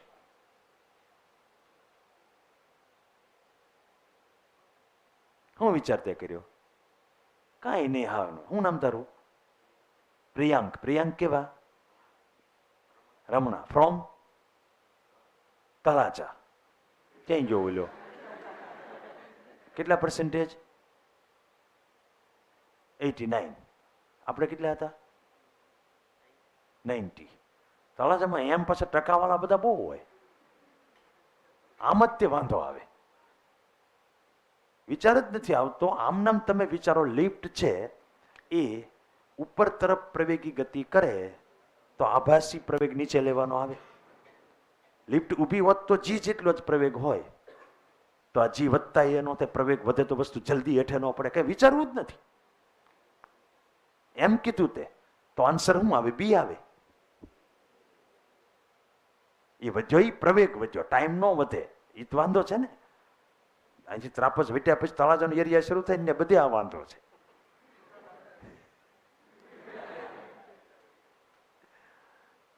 પાકિસ્તાન સુધી, પછી આગળ પાકિસ્તાન આવી, દરિયો વટી ગયા પછી પાકિસ્તાનથી અફઘાનિસ્તાન લાગડ છે, યુરોપને ટચ થઈ ત્યાં સુધી બધું આવું જ ભર્યું છે.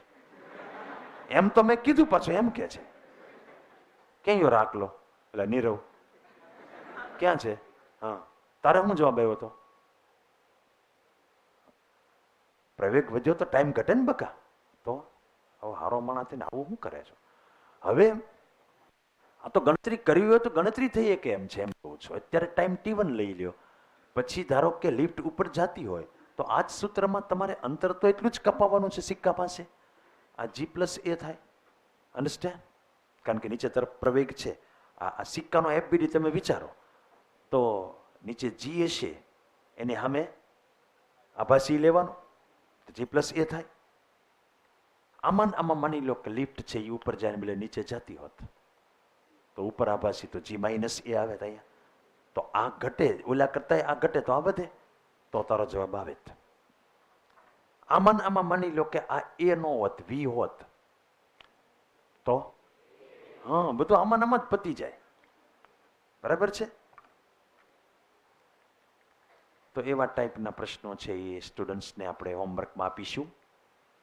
આ VSQ છે એક વેરી કોમન સેન્સ.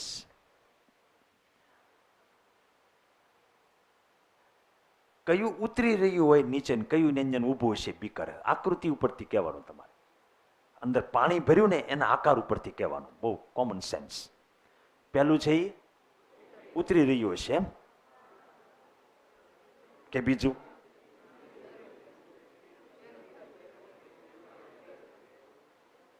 યુવરાજ,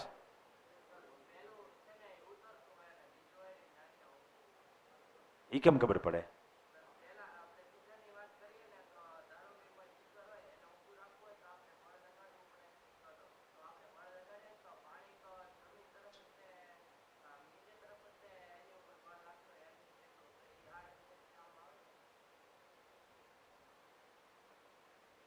એમ તો કોન્સ્ટન્ટ વેગથી આવતું હતું પણ એમ જ રહેત. આ તો ફ્રિક્શનને કારણે રહી ગયું. બેસ્ટ છે. હા,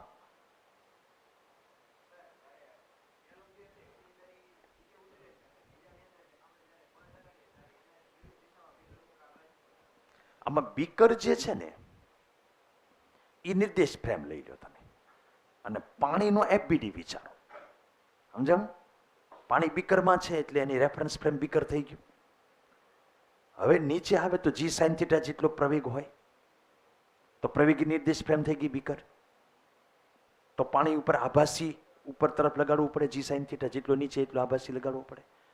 ઇન્ટુ પાણીનું દળ કરો એટલું ઉપર બળ લાગશે. એટલે પાણી જે નોર્મલી કેવું રહેવાનું હોય પાણી એ તમને કહું. આમાં તો ઘણાને એ ખબર ન હોય. આ ધારો કે અત્યારે પાણીનું લેવલ દેખાય છે આમ છે, હું આને ત્રાસું કરું બોટલને આમ, હે તો પાણી ત્રાસું થાય કે સમક્ષિતિજ જ રહે? એ કોમન સેન્સ હાલે છે પાર્થભાઈ? સમક્ષિતિજ રહેશે કે ત્રાસું થશે? બોટલને ત્રાસી કરીએ તો ત્રાસું થશે. હવે જોજે હો, જો બોટલ ત્રાસી કરું, પાણી કેવું રહ્યું? હા હા, એની મને બોટલું મગાવવી પડે તો જોત ખરા, બાટલીઓ લઈને ભણાવવું પડે.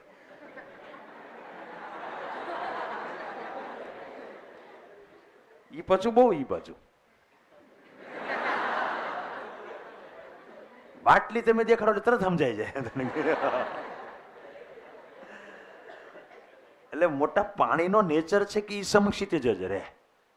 અન્ડરસ્ટેન્ડ?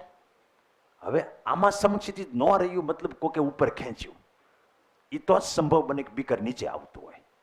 યુવરાજ સિંહ, અન્ડરસ્ટેન્ડ? તો કયું નીચે આવતું હશે? હલો, આમાં 4 આકૃતિ બતાવી, 4 બીકર નથી, એક જ બીકર છે, એમાં પાણી ભર્યું છે અને એને આમ એ જેટલો પ્રવેગ આપ્યો છે. તો કઈ આકૃતિ સાચી? દેવેન્દ્ર પ્રતાપ સિંઘ, સી, કારણ કે આમ પ્રવેગ હોત આભાસી આમ, અધરવાઇઝ કોન્સ્ટન્ટ વેલોસિટી હોત તો પાણીનો નેચર છે એ સમક્ષિતિજ જ રહે. અન્ડરસ્ટેન્ડ? તો કયું સાચું થાય? Okay, this is 37 SLP. Look at the question.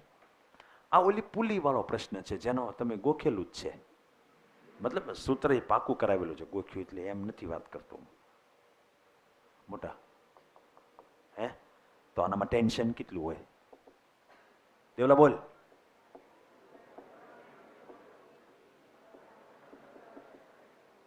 જી શું છે? દરેકનો નીચે તરફનો પ્રવેગ છે ને. હલો, હવે સાંભળો જરા, આમાં સહેજ ફેરફાર કર્યો કે આ આખાને જી જેટલા પ્રવેગથી ઉપર લઈ જાય. તો તમે આને ફ્રેમ ઓફ રેફરન્સ લઈ લો, પુલીને. હવે એની સાપેક્ષે આની ઉપર તમારે જેટલો ઉપર પ્રવેગ એટલો આભાસી નીચે લેવો પડે, એટલે તમારો જી ડબલ થઈ જશે. હલો, બસ સૂત્ર એનું જ છે, જીની જગ્યાએ 2G લઈ લો. Understand? So answer will be there. એટલે આભાસી લેવો પડે એટલું ખાલી આવ્યું. એટલે તો આ પ્રશ્ન ત્યાંથી અહીંયા લઈ લીધો. એ વખતે તમને આભાસી ફાવે નહીં. અમારે કેટલી મુશ્કેલી, અત્યારે લઈ તમને ઓલું યાદ ન હોય અને એ લઈ ત્યારે આભાસી ન આવડતું હોય ને તમારે ક્યાંય સપોર્ટ થોડો છે. રેડી? SLP 57, રકમ જોઈને જવાબ આપો. આમાં કોઈ સૂત્રબૂત્ર નથી, common sense, which is mostly uncommon.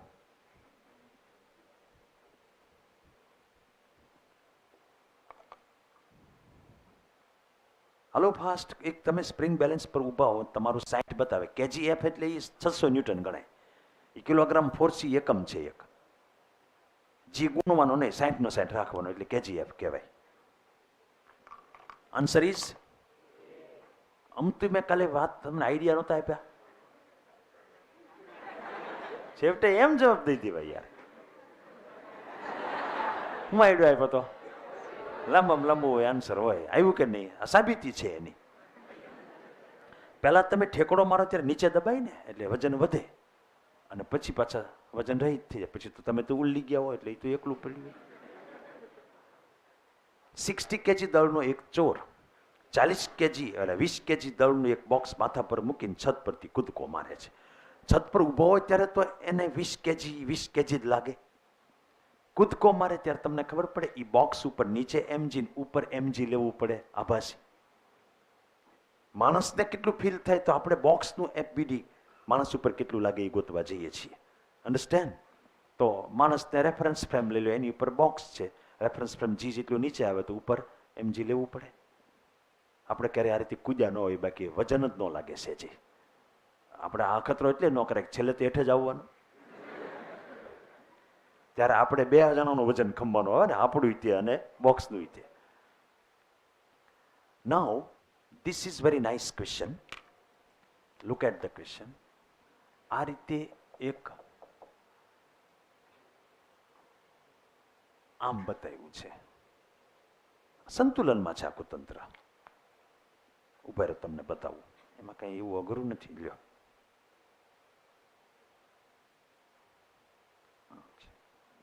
જો આને આમ લેવું તો ત્રણે ઢીલું થઈ ગઈ, ત્રણેય ટેન્શન. T1, T2, T3 ગોતવાના છે. આ કેટલા કિલોનું છે? 20 kg. ઓકે, તો સુનિએ જરા, આ 20 kg છે, આપણે આને T1 લઈ લઈએ, આ T2 લઈ લઈએ, આ T3 લઈ લઈએ. આના માટે વાત કરતા હોઈએ તો આ mg અને આ T3 જે છે એકની એક દોરી છે, સંતુલન છે, એટલે T3 is equal to mg. એ તો 200 ન્યૂટન મળી ગયું. હલો, કારણ કે M20 છે, એક તો મળી ગયું, હવે બે ગોતવાના બાકી રહ્યા. You are given 30 degree and 60 degree. Okay, આ જગ્યાએ તે સંતુલન જ છે, T1 plus T2 plus T3 is equal two 0. Hello, એટલે હા પાડો, તમને શરમ નથી આવતી? આ કઈ 5 વત્તા 3 વત્તા 8 એમ થોડું લેવાય વાત કરો તે, એનો સદિશ સરવાળો કરવો પડે, બળ છે. હલો, વાત સાચી. T1 plus T2 plus T3 તો તમારે આમ લખવું પડે, T1 plus T2 plus T3 સદિશ ઇઝ ઇક્વલ ટુ 0 એમ લખવું પડે. અન્ડરસ્ટેન્ડ? આપણે સદિશમાં ન જવું હોય તો આના ઘટક પાડો. આ T1 cos 30 અને આ આવશે T1 sin 30. ઓકે, એ જ રીતે આ છે એના બે ઘટક પાડો. આ બાજુ આવશે T2 cos 60 અને ઉપર આવશે T2 sin 60. હવે આ T1 T2 ઓરિજિનલ નો રહ્યા હોય, એના ઘટકો રહ્યા, એટલે એની સામે નહીં જોવાનું. આ સરખા હોય ને આ સરખા હોય. સાંભળો, તો આ કેટલા છે? T2 ઇન્ટુ √3/2 એ sin 60 મૂક્યા, T1 into 1/2 is equal to T3 એટલે 200. એ તો આવી જ ગયેલું છે. એમ કરીને એક સમીકરણ મળશે મોટા, √3T2 plus T1 is equal two 400. એક સમીકરણ મળી ગયું, બગડો ત્યાં લઈ ગયો. પછી આ બેને સરખાવો તો T1 √3/2 is equal two T2/2. તો √3 T1 is equal two T2. એ વળી પાછું તમારે T2 ની જગ્યાએ મૂકી દો ને એમ કરીને T1 મેળવો. T3 મળી ગયું, પછી પાછું T2 મેળવો. એ રસ્તા કરવા પડે. બીજો એક ઓલ્ટરનેટિવ વે એ પણ છે કે આ T3 ના જ ઘટક પાડી દો, એક આમ આવે ને એક આમ આવે. આ ખૂણો જે છે એ જ અહીંયા હશે. હલો, અહીંયા એ ખૂણો હશે, તો આ 60 થશે. તો T3 cos 60 અને આ આવશે T3 sin 60. તો આ સામસામા સરખા કરી દો, બે મળી ગયા સીધા. હલો, T1 બરાબર આ, T2 બરાબર આ. પણ એમાં નક્કી હોવું જોઈએ કે અહીંયા 90 નો જ ખૂણો હોવો જોઈએ, તો જ અહીંયા 90 નો ખૂણો થાય, કારણ કે બે ઘટકો લંબ જ હોવા જોઈએ. નહીતર ત્રીજો રસ્તો છે ને, એ તમને હું વાપરવા માટે ભલામણ કરું છું. આ તમારા સદિશ 3 છે. આ T1, આમ છે એ T2 અને આમ છે એ T3. એક જ બિંદુમાંથી 3 સદિશ દોરેલા હોય અને ત્રણેયનો ટોટલ 0 થતો હોય, થાય જ છે ને, સંતુલનમાં છે. તો લામીસ થિયરમ તરીકે એક છે, લામીનું પ્રમેય, એવું કે છે કે T1 અપોન સામેનો ખૂણો એનો sine alpha is equal two T2 એની સામેનો ખૂણો sign beta is equal to T3 એની સામેનો ખૂણો ગામા હોય, સાઇન ગામા. આમ કરી શકાય. આ સાબિતી વગર આપણે સ્વીકારી લઈએ. આપણા કેસમાં આલ્ફા જે છે ને એ આ ખૂણો થયો આની સામેનો, ખબર પડે? આ 60 પ્લસ આ 90 એટલે 150 થાય.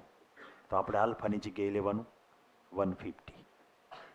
T2 ની સામે બીટા છે, એ 30 વત્તા 90 120 આવશે. હલો, તો બીટાની જગ્યાએ 120. અહીંયા તો 90 જ થશે ને યાર. જો આ 1630 છે એટલે આ 90 જ રહ્યા. તો સાઈન 90 તો 1 જ થઈ જાય, જવા દો. હવે આ બેને સરખાવો તો T2 is equal to T3 sine 20. Sine 20 એટલે 90 વત્તા 30, એટલે સાઈનનું થઈ ગયું કોસ. T3 તો 200 છે જ, કોસ 30 એટલે √3/2. તો 171 ન્યૂટન જવાબ આવ્યો. આ ગણતરી કરી હો, √3 1.71 હોય, 1.73 તો આમ આવશે 1.73. આ તો 100 થઈ ગયા, એટલે આ T2 મળી ગયું. એ જ રીતે તમે આ બેને સરખામણી કરશો તો T1 is equal to T3 into sign, hello, 90 વત્તા 60 એટલે T3 cos 60 એટલે 1/2. ઇટ વિલ બી 100 ન્યૂટન, કારણ કે T3 તો 200 છે. એટલે ઇઝીએસ્ટ વે આ છે. 3 ફોર્સ હોય, ત્રણેયનો બંધ ત્રિકોણ બનતો હોય. હલો, તમે ત્રિકોણની રીતે કરો તો બંધ ત્રિકોણ જ બને ને, કારણ કે ટોટલ 0 થાય છે. એ લામીસ થિયરમ તરીકે ઓળખાય. એ તમને પેલા નોટમાં આપ્યું છે. આ રીતે ત્રણનો સંતુલન હોય તો તમે આમ દોરો, એક જ જગ્યાએથી ત્રણેયની ટેલને પૂછને દોરો, અને ખૂણા આલ્ફા બીટા ગામા આપેલા હોય તો લામીસ થિયરમ ઇઝ ધીસ. પહેલો સદિશનું મૂલ્ય અપોન એની સામેનો ખૂણાનો સાઇન, એમ પછી કમ્પેરિઝન કરીને આપણે મેળવી શકીએ. એવો એક આપ્યો છે, એનો ઉપયોગ કરજો. આ 12મો એમ્સમાં પૂછાયેલો પ્રશ્ન.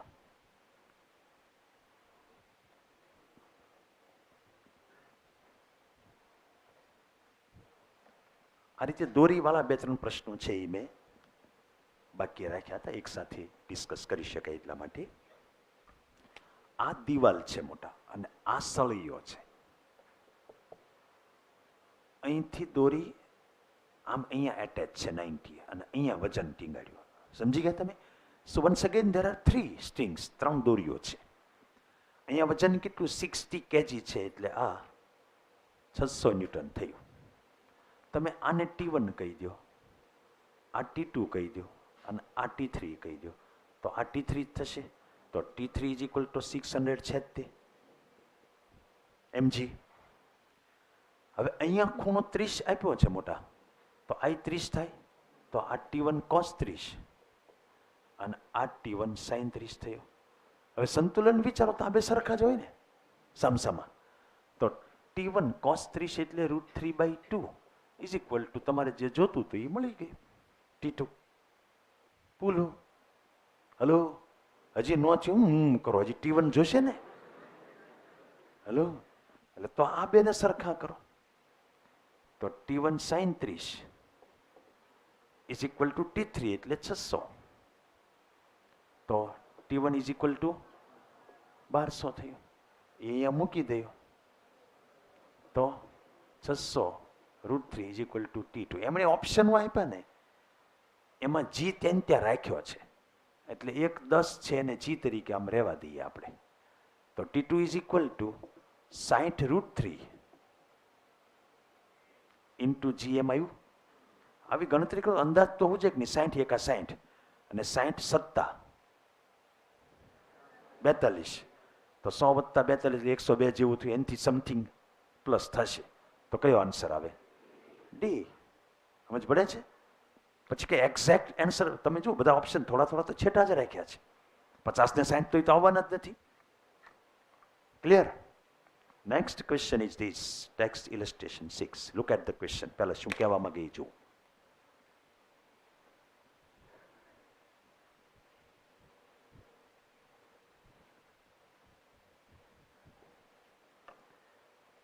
એમાં છે ને આવા ટાઈપનું છે કે માની લો કે તમે એક બ્લોકને આમ લટકાયો છે. હવે તમે અધવચ્ચે કોઈક જગ્યાએથી આ દિશામાં 50નું બળ લગાડો છો, તો અહીંયા એક થીટા બને ને, અહીંયા શિરોલંબ સાથે, એ થીટા માંગ્યો છે. અન્ડરસ્ટેન્ડ? એમણે એ ડ્રો કરીને જ આપ્યું છે. આમ આ બ્લોક, આ એંગલ એને માંગ્યો છે. આપણે આમ ફોર્સ છે ને એ 50 ન્યૂટન લગાડ્યું છે. તો નો પ્રોબ્લેમ, આ જગ્યાએ આમ T1 લઈ લો અને આ T2 લઈ લો. આ T2 તો મળી જશે આના ઉપરથી. હે, એ mg કેટલું છે? 60 ન્યૂટન આપ્યું જ છે, એટલે T2 તો 60 ન્યૂટન મળી ગયું. હવે આ જગ્યાએ T1 cos થીટા અને આ આવશે T1 sin થીટા. થીટાની પાસે ન હોય એમાં cos દઈ લેવાનું. તો T1 sin theta is equal two 50 અને T1 cos theta is equal two T2 means 60. તો tan theta is equal two 5/6. Answer theta જ માંગ્યો તો પછી જ કરું ને. પછી નેચરલ ટેનમાં જઈને જોશો તો થીટા ઇઝ ઇક્વલ ટુ લગભગ 40 ડિગ્રી કેવું કંઈક આવશે. આવું જ જોઈએ ને. અહીંયા 1 હોય તો 45 હોય. આ 1 કરતાં નાનું છે, 5/6. ઓકે. વાવ, આ બોર્ડમાં પૂછાયેલો ક્વેશ્ચન છે, બીજો, ઓક્ટોબર 2011માં. 2 પુલી છે, ગરગડી. જો હું તમને સમજાવું. ઘનશ્યામ, એક કેમાં એ નહીં કે કઈ રીતે કરવાનો, અહીંયા ધ્યાન રાખવાનું બધું. અહીંયા આગળ આ બે પુલી છે, અહીંથી વજન લટકાયું છે આ એમ, પછી દોરી આમ લઈ જાય અને અહીંયા તે વજન લટકાયું, સમજો ને તમને, એ એમ જ છે. આ દોરી આમ છે જ તે મોટા, પછી કોઈક હળિયા પૂતળિયા હોય ને એને આ બે કરતા ભારે વસ્તુ અહીંયા લટકાવી દીધી, એટલે વચ્ચે જોડો પડે ઈ પડેલું છે આ, સમજાણું? આ તો અમસ્તી લાઈન છે, દોરી એની જ છે આમ ગણો તો. હલો, અહીંયા આ √2m ઓલા કરતા વધારે લટકાયું છે, તો આ થીટા કેટલો? તમારે આવું બધું હોય તો અમે શું કરવું, લ્યો આ રકમ આવે તો એમ નહીં, તમે એક પછી એક એફબીડી કરવા માંડો ને, અહીંયા નીચે કેટલું લાગે? √2mg લાગશે. આ T1 લઈ લો અને આ T2 લઈ લો, તો ઉપર આવશે T1 cos થીટા અને અહીંયા આવશે T2 cos થીટા, તો T1 cos theta plus T2 cos theta એમ જ આવશે ઉપર. હવે તમે જરા વિચારો કે અહીંયા T1 હોય તો અહીંયા T1 જ હોય, અને આ mg, તો T1 = mg. એ જ રીતે આ દોરીમાં અહીંયા T2 હોય તો આ mg = T2 થશે. તો મોટા T1 T2 તો સેમ થયા, બે mg જ છે, તો આ સેમ થયા તો બે T cos થીટા આવ્યું ને. Hello, =√2mg. હવે T એટલે mg જ છે, તો T ને mg ગયા તો cos થીટા =1/√2 આવ્યું, તો થીટા છે એ 45 આવ્યો. સમજ પડે છે? આવું તો બોર્ડમાં પૂછાઈ જતું હતું. પછી મેં તમને વાત કરી હતી, ખબર છે કે દળવાળી દોરી હોય તો એ મારે કીધું હોય, ભલે મેં કાલે કીધું હોય, તમે કદાચ ભૂલી ગયા હો, કારણ કે કાલનું છેક નું હોય તો ન યાદ હોય ને, પણ છતાં અમારે તો રાખવું પડે ને યાદ. યાર, છેક આપણે 29 તારીખે ચર્ચા થઈ હતી, તો નીચે mg, તો અહીંયા તો તણાવ બળ T = mg જ આવે. હવે હું જે લઉં છું ને એ દોરી માસ વાળી લઉં છું, L જેટલી લંબાઈ ને m જેટલું એનું માસ. હવે તમને કહું કે માસ ગણવું હોય દોરીનું, તો આ P બિંદુ પાસે કેટલું તણાવ બળ હશે એ તમારે જોતું હોય તો P બિંદુ પાસે અહીંયા છે એટલું નહીં હોય, એની કરતા વધારે હશે. કારણ તમને કહું કે જો દોરીનું દળ ન લેતા હોવ તો આ જગ્યાએ તે આ જ લટકાવેલું કહેવાય, અહીંયા તે એ જ લટકાવેલું કહેવાય, અહીંયા તે જ લટકાવેલું કહેવાય. હવે શું થાય કે અહીંયા બરાબર mg લટકાવેલું છે, પણ અહીંયા આગળ mg વત્તા આ એક વેચ અને 3 આંગળ જેટલી દોરી ટીંગાડી છે. દોરીનું દળ ગણવાનું ને, એના માટે આ કેટલી લંબાઈ ટીંગાઈ છે દોરીની એ તમારે કહેવું પડે પહેલા, કારણ કે આપણે ત્રિરાશિ મૂકશું મોટા, કે L જેટલી લંબાઈનું દળ m હોય તો ફલાણી લંબાઈનું કેટલું એમ. ધારો કે અહીંથી આ y જેટલી લંબાઈ હોય, જો અહીંથી y કહું તો આ L - y થાય. તમે ગભરાઈ નહીં જતા આનથી, યાર તમારે આ લંબાઈ લેવાની છે. તમને એમ કે 7 સેન્ટીમીટર નીચે ટીંગાય છે તો 7 સેન્ટીમીટર મૂકી દો યાર. તમારી પાસે ત્રિરાશિ શું છે? આખી લંબાઈનું દળ આખો એમ છે, તો આ ટુકડાનું દળ કેટલું? તો એનું દળ હું m' કહેતો હોઉં તો m/L × y આવે. તો મારે અહીંયા તણાવ બળ લેવું હોય મોટા T', તો નીચે જેટલું ટીંગાય એટલું બધું લેવું પડે. એક mg તો આવડો મોટો ટીંગાય જ છે, દોરીનો ma લેવાનો, હલો em' લેવાનો, તો આ mg વત્તા m' માં m/L × y આ લેવું પડે, આ T' થયું. તમે મને કહેશો અહીંયા વધારે તણાવ છે કે અહીંયા? બરાબર, અહીંયા ઓછું, જેટલું દોરી ઓછી એટલું ઓછું, બરાબર. દળવાળી લેતા હોઈએ તો. સાથોસાથ એક વાત તમને કરી દઉં કે આ એક ઘનતા જ છે, ખબર છે તમને? ઘનતા એટલે કે એમ ન હોય દળ ભાગ્યા કદ જ હોય. હલો, રમણા સાહેબ કેમ એમ ડોળા કાઢીને જોવો છો? ઘનતા એટલે દળ ભાગ્યા કદ જ હોય. કેવી રીતે કાતરું મળે તમને ખબર નથી કાંઈ? ઘનતા 3 પ્રકારની આવે, લેમડા, સિગ્મા અને રો. આ દળ ભાગ્યા લંબાઈ હોય, આ દળ ભાગ્યા ક્ષેત્રફળ હોય, આ દળ ભાગ્યા કદ હોય. દાખલા તરીકે આમાં ઘનતા હું તમને કહેતો હોઉં તો દળ ભાગ્યા કદ કહેવાય, કારણ કે દળ કદમાં વહેંચાયેલું છે. પણ માની લો કે એક લેટ નોટ તારી એક આવું કાગળ હોય, કાગળ તો આનું દળ છે એ આખામાં ફેલાણું છે, એ ક્ષેત્રફળ ઉપર ફેલાણેલું કહેવાય. તો એમાં ઘનતા એટલે જેટલું દળ છે એટલું ક્યાં ફેલાણું, ઘનતા એટલે ગીચતા, કેટલા વિસ્તારમાં ફેલાણું એના પરથી નક્કી થાય. અને માની લો કે મારે ખાલી આ દોરી માટે વાત કરવી હોય તો દોરીનું દળ ભાગ્યા દોરીની લંબાઈ લેવી પડે, કારણ કે બધું દળ લંબાઈ ઉપર ફેલાયેલું છે. અન્ડરસ્ટેન્ડ? આ દળની રેખી ઘનતા કહેવાય, આ પૃષ્ઠ ઘનતા કહેવાય, આ કદ ઘનતા કહેવાય. એક વખત મને મળી જાય કે લેમડા આટલો છે, તો આની વ્યાખ્યા છે એકમ લંબાઈમાં કેટલું દળ, એકમ લંબાઈમાં લેમડા જેટલું દળ હોય તો વાય લંબાઈમાં કેટલું, એમ કરીને મને દળ મળી જાય લેમડા ઇન્ટુ વાય. પછી લેમડા એટલે શું એ વ્યાખ્યા છે, ત્રિરાશી મૂકી હોય તો એ જ જવાબ આવે. આ લેમડા થઈ ગયું, લેમડા ઇન્ટુ વાય. અન્ડરસ્ટેન્ડ? આ 23.6 એમાં આ ટાઈપનું પૂછ્યું, પી બિંદુ પાસે ટેન્શન કેટલું હોય. તો એમજી તો ખરું જ, ઉપરાંત ઉપરથી વાય કીધો એટલે આ લંબાઈ કેટલી થાય, એલ માઇનસ વાય થાય. તો આપણે વાયની જગ્યાએ L minus y into m by એલની જગ્યાએ એને લેમડા કીધું છે, રેખી ઘનતા. હરખો બેઠ. પછી એસએલપી નો આ 68 છે.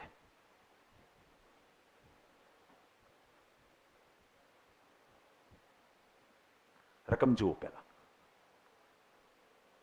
એક બ્લોક છે એ કેપિટલ એમ દળનો છે, એની સાથે આ એક દોરડું છે, એનું દળ સ્મોલ એમ છે. અગેન દોરી છે એ દળવાળી છે. તમે અહીંથી ફોર્સ લગાડ્યું, ફોર્સ તો એને પી કીધું, પી એટલે પુલ, ખેંચવું. એ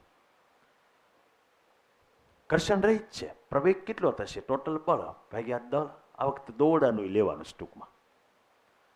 આ દોરડું અહીંયા કેટલું ટેન્શન લગાડશે, પ્રવેગ તો મળી ગયો, તો અહીંયા ટેન્શન કેટલું લગાડશે, એમ ઇન્ટુ એ. એ કેટલો છે, પી અપોન એમ પ્લસ એમ. ટેન્શન થઈ ગયું, દોરડા દ્વારા બ્લોક પર લાગતું ટેન્શન. ઓકે, એસએલપીનો આ એક 4 માર્ક્સનો 5મો પ્રશ્ન છે. એમાં પહેલા કોમ્પ્રિહેન્શન એટલે એક પેરેગ્રાફ આપ્યું છે, એમાં જે વર્ણન છે એ આપણે પહેલા જોઈએ. આકૃતિમાં આ ટાઈપની ગોઠવણ છે, આ દ્રઢ આધાર, ત્યાંથી એક પુલી છે, અને અહીંયા 2 બ્લોક છે. એમાં બ્લોક કે કોઈ દડો કે જે તમે કહેતા હોય, આપણે બ્લોક જ રાખીએ. આનું દળ છે m1 છે, ઇટ ઇઝ ઓફ 4 kg. અને બીજો જે છે એ હાલમાં તળિયાથી 9 મીટર ઊંચે આમ રીતસરનો પકડી રાખ્યો હશે. પકડ્યા વગર તો રહે નહીં, એ ભારે છે એટલે એ આમાં નીચે જ આવવાનો. આ તો હલકો છે.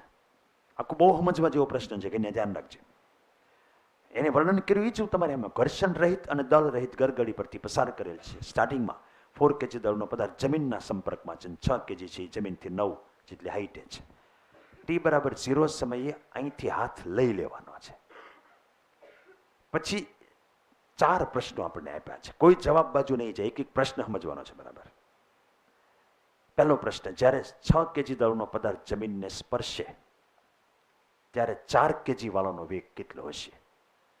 સાંભળો પહેલા, તમે મૂકો એ ભેગો પ્રવેગ છે એનું તો ઓલું સૂત્ર છે, m1 minus m2 upon m1 plus m2 into g. પછી તો એક ગરગડીથી 2 લટકતા પદાર્થો જ થઈ ગયા. એક 6 મોટો અહીંયા લેવાનો, 6 માંથી 4 જાય એટલે 2 આવે, નીચે આવશે 10, એ 10 10 કેન્સલ થઈ જાય એટલે 2 મીટર પર સેકન્ડ સ્ક્વેરથી આ નીચે આવશે. આ નીચે આવશે તો આ ઉપર જશે, a ઇઝ ઇક્વલ ટુ 2. સાંભળજો, તો અહીંયા પહોંચે ત્યારે આનો જેટલો આમ વેગ હશે એટલો જ આનો ઉપર વેગ હશે. આ 9 મીટર નીચે આવશે તો આ 9 મીટર ઉપર જશે. તો પહેલા પ્રશ્નનો જવાબ આપણે v મેળવવો છે અહીંયા પહોંચે ત્યારે, તો v square minus v0 square is equal to 2a into 9 લઈ લો. 9 મીટર 2a x, તો x 9 મીટર હાલવાનું છે. તો v square is equal to આ 2 છે, 4 9 ચોખ્ખું 36, તો v is equal to 6 metre પર સેકન્ડ આવ્યું. આ વી બે બાંધેલા છે એટલે બેનો સેમ જ છે, ખાલી ફરક એવો કે આ બ્લોકનો નીચે છે, ઓલા બ્લોકનો ઉપર હશે. ત્યારે એ બ્લોક અહીંયા પહોંચી ગયો હશે, અન્ડરસ્ટેન્ડ, અને ઓલો છે એ અહીંયા આવી ગયો હશે. આ જ્યારે અહીંયા આવી જાય છે ત્યારે આવડા ઊંચકાઈને અહીંયા આવી ગયો, ત્યારે એનો વેગ જે છે એ 6 જેટલો છે, અને આ પડે ત્યારે એનો વેગ 6 જેટલો હશે. આ એક પહેલું પત્યું. સો ધ આન્સર ઇઝ 6. પછી બીજો પ્રશ્ન એ છે કે t બરાબર 2.5 સેકન્ડે દોરીમાં તણાવ કેટલો હશે. સાંભળો, આપણને ખબર હોય કે દોરી તણાયેલી છે તો 2m1 m2 upon m1 plus m2 into gm આવે. આ 2m1 m2 એટલે 6 ચોક 24, નીચે 6 ને 4 10, આ 10 કેન્સલ એટલે 48 આવે. સાંભળો, તણાવ બળની તો ફોર્મ્યુલા જ છે. સો ધ આન્સર વિલ બી 48 એટલે સી. પણ તમારે ખાતરી કરવી પડે, એને 2.5 સેકન્ડ અમતું નથી આપ્યું. એની પછીનો પ્રશ્ન જુઓ, એમાં 3.2 સેકન્ડે તણાવ બળ માંગ્યું. આપણે શું ચેક કરવું પડે ખબર પડે છે તમને? કે આ જ્યારે અહીંયા ભટકાઈ જાય એટલે ઓલો ઉપર જમ્પ મારશે, એ વખતે ઘડીક દોરી ઢીલી થશે. ઢીલી થઈ જશે તો તણાવ બળ 0 આવશે. એટલે આને અહીંયા પહોંચવાનો ટાઈમે ગોતવાની જરૂર છે. પહોંચવાનો ટાઈમ તમારે જોતો હોય તો x is equal two v0t plus half at square કરવું પડે. x 9 છે. સ્ટાર્ટિંગ તો આપણે હાથ આમથી ખેંચો ને એની મેળે આવતો હતો, એટલે સ્ટાર્ટિંગ તો 0 થી થયું હતું. આ 2 છે, આ t સ્ક્વેર મોટા, તો t is equal two 3 second આવ્યું. સમજ પડી હું કામ 2.5 સેકન્ડે પૂછ્યું? 2.5 સેકન્ડ જે તણાયેલી હોય, 3 સેકન્ડે 3 સેકન્ડ પછી ફ્રેક્શન ઓફ સેકન્ડમાં આ ઉપર 6 જેટલા જતો હોય, આ 6 નીચે જતો પણ એ ભટકાઈ ગયો એટલે ઊભો રહી જાય. તો ઓલો તો ઇનર્શિયાથી જે જાતો ને જાતો રહે, આ અટકી ગયો ને ઓલો જાય એટલે શું થાય? દોરી ઢીલી ન થાય. 3.2 સેકન્ડે ઢીલી થઈ ગયો એટલે જવાબ આવે 0. હવે મુદ્દો એ છે કે આમાં હું તમને 3.5 કહું તો, 3.7 કહું તો, હું 4 કહું તો, હું 5 કહું તો, હું 6 કહું તો, આમ કાંઈક બુદ્ધિ વાપરો. ઓલે ઉપર એટલે કે સ્વર્ગમાં ન આવ્યો એ પાછો આવે ને. Do you understand? એટલે આ જે ઉછળ્યો છે ને એ મેક્સિમમ હાઈટે પહોંચીને પાછો અહીંયા પગત પાછી દોરી તણાઈ જાય ને. આ તો અહીંયા પડ્યો છે ભારે છે એટલે જ્યારે આ ઉછળે ને એટલે દોરીનો રોલ પૂરો થઈ ગયો. હવે આપણે કોકને ઘા કરીને જે થાય એ આવ્યું. હવે તો ફ્રી ગુરુત્વાકર્ષણમાં ગતિ થઈ ગઈ, દોરીનો તો રોલ નથી કાંઈ. એ વખતે એનો સ્ટાર્ટિંગનો વેગ 6 છે. મેક્સિમમ હાઈટે પહોંચવાનો ટાઈમ આપણે સૂત્ર છે તે v0/g, એટલે આ 6/10 એટલે 0.6 ઉપર પોગવાનો થાય. હલો, અને પાછા આવવાનો જે છે એ એમાં ઉમેરી દો તો ટોટલ ફ્લાઇટ ટાઈમ જે એનો થશે એ 1.2 સેકન્ડ થશે. એટલે એક્ઝેક્ટલી 3 સેકન્ડથી લઈને 4.2 સેકન્ડ સુધી દોરી ઢીલી રહેવાની. અન્ડરસ્ટેન્ડ? છેલ્લે શું કહે છે કે જમીનથી ઉપર 4 kg દળનો પદાર્થ ઊંચકાય છે, એની મેક્સિમમ હાઈટ કેટલી? સાંભળો, 9 સુધી તો વયો ગયો તો, હવે એ આમ ઉછળીને પાછો આવશે તો મેક્સિમમ હાઈટ ગોતવાની છે. આ ગોતી નાખો, એમાં 9 ઉમેરી દો તો એમાં તો h નું સૂત્ર જ છે v0²/2g. યાદ છે? v0 6 છે. જ્યારે એ આ અડે એ ભેગો એની ગતિ આપણે ફેંકીએ એવી ગતિ થઈ ગઈ. v0 જેટલા વેગથી ફેંકી રહ્યા છીએ. તો આ 20 થઈ ગયું. કેટલું થયું આ? હે 1.8 થયું ને, અને વત્તા 9 અને એમાં 1.8 ઉમેરો, એનાથી આગળ જાય પછી પાછો આવે છે. તો કેટલો જવાબ આવશે? 10.8. નીચે કયો જવાબ આવે તો પછીનો વિષય છે. 4 ના જવાબ શું આવે એ વિચારો. કુલદીપ,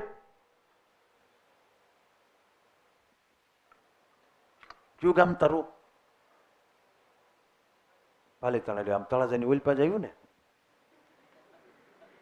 SLP 36. આઈટી એક ડિસ્કસ કરો, તમને ખબર પડે કે ઘનશ્યામભાઈ હું હોય સમજાણું? તમે સમજો શું? આ આઈઆઈટી જે કરતા હોય ને બધા જોઈ લેવાનું, બધા એક જો ને બીજો બોલો, બધા આવા હોય, 2-5 જ હેલા હોય, અને નીટ વાળાને 2-5 જ આવા હોય. સમજાણું? આ પ્રશ્ન જુઓ SLP નો. આમાં આ સ્થિર આધાર છે, આ અહીંયા પુલી છે, આની ઉપર બ્લોક,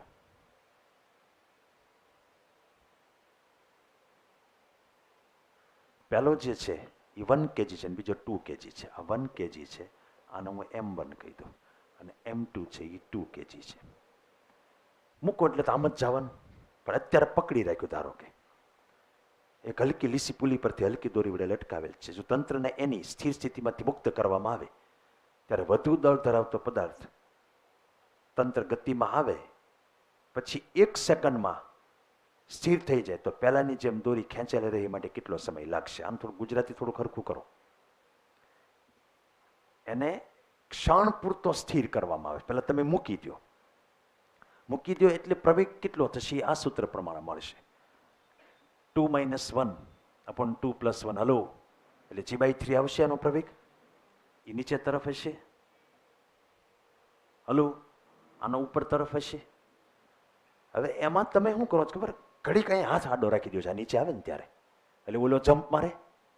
હલો, તો એ એમ કે છે કે પહેલાની જેમ દોરી ખેંચાયેલી રહી માટે કેટલો સમય લાગશે? અહીંયા તમારે બે વસ્તુ વિચારવાની. તમે હાથ અહીંયા ને અહીંયા રાખ્યો છે કે ખડીક આમ અડાડીને લઈ લીધો છે? આ બેના અલગ જવાબ આવશે. પહેલા 1 સેકન્ડ સુધી તો હાલવા દીધા, તો 1 સેકન્ડ પછી વેગ કેટલો હશે એ પહેલા ગોતી નાખીએ. v = v0 + at વાપરીએ કે આપણે સ્ટાર્ટિંગમાં અહીંયા પકડેલા હતા. એ કેટલો છે છોડીએ ત્યારે g/3, અને t કેટલો કે છે 1 સેકન્ડ કે ને, તો એ વખતે વેગ એનો g/3 જેટલો હશે. સાંભળો, નીચે તરફ આનો નીચે તરફ વેગ હશે ને ઓલાનો ઉપર તરફ હશે. પ્રારંભિક વેગ થઈ ગયો. સાંભળજો જરા. હવે એ 1 સેકન્ડ પતી ત્યારે તમે અહીંયા હાથ ધારો કે પહેલા એમ વિચારો તમે હાથ રાખી દીધો એટલે આ તો ઉપર જતો હોય g/3 જેટલા. g/3 એટલે એમ સમજો ને 3.3 જેવું થયું ને. આ 10 હોય તો એટલે વેગ થયું. ઓલામાં જે 6 હતો એ આમાં 3.3 છે, એટલે એ ઉપર જઈને પાછો આવશે. જો અહીંયા હાથ રાખી દો તો કેટલો ટાઈમ દોરી ઢીલી રહેશે? તો 2v0/g આવે. હલો, પછી તમારે આને તમે પકડી રાખ્યો, આ અહીંથી ઉપર જાય તો પાછો આવે. એ તો ફ્રી ફોલ છે ને, એમાં તો ઉપર જવાનો ટાઈમ v0/g, પાછા આવવાનો ટાઈમ v0/g. ત્યાં સુધી ઢીલી રહેશે, પછી ફરીથી તણાવમાં આવી જાય. આ એમ નથી. આમાં રકમ તમે સુધરાવજો. આમાં ક્ષણિક પૂરતો હાથ અડાડીને તરત લઈ લેવાનો છે. એટલે લોચો શું થાય ખબર? આ જેટલું હાલે ને એટલું જ જ્યારે આ હાલે એટલે પાછી તણાઈ જાય. તમે આને રોક્યું અને આ હાલ્યું એટલે દોરી ઢીલી થઈ, પાછો આને મૂકી દીધો એટલે આ આમ હાલશે. તો આ જેટલું ધારો કે 3 સેન્ટીમીટર ઉપર ગઈ તો આ 3 હાલે ત્યારે પાછી દોરી તણાઈ ગઈ. એટલે આમાં આપણે આઈડિયા કયો વાપરવાનો? ધારો કે ટી સમયે એ દોરી પાછી તણાઈ ગઈ તો સમજવું કે આ જેટલું હાલ્યો એટલું જ આ હાલ્યો હોય. હવે આનું હાલવાનું સૂત્ર v0t - ½ આવે, અને ઓલાનું હાલવાનું સૂત્ર છે એ ½ જ આવે, કારણ કે એ તો ફ્રીમાંથી હાલ્યો ને. તમે હાથ રાખ્યો એમાંથી આમ કર્યું એટલે હાલ્યો, અને આ જાતો તો g/3 જેટલા વેગથી આમ કર્યું. આમાંથી તમે ટીને કેન્સલ કરો એક તો જાણીએ તો v0 g/3 છે. હલો, આપણે ગોતવાનું શું છે? આને આમ જવા દો તો v0 = આ gt થશે. v0 ની જગ્યાએ g/3 મૂકી દો. હલો, તો t = 1/3 સેકન્ડ આવી. હવે સાંભળો, આમાંથી 2/3 આવે જ જો રકમ તમે ફેરવ્યું હોત તો. તમે એમ કીધું હોત કે આને અહીંયા રોકી રાખ્યું છે તો પાછી ટાઈટ ક્યારે થશે દોરી? તો ઉપર જઈને પાછો આવે ત્યારે પછી આના ભાગે જ જવાબદારી આવે ફરી વાર આને ટાઈટ કરવા માટે. આ કેસમાં તમે હાથ લઈ લો તો આ આમ હાલે ને ઓલું આમ હાલે, તો આ જેટલું ઉપર હાલ્યું એટલું હાલી જાય, પાછી દોરી તણાઈ જાય. અન્ડરસ્ટેન્ડ? કુલદીપ, રેડી? ચાલો.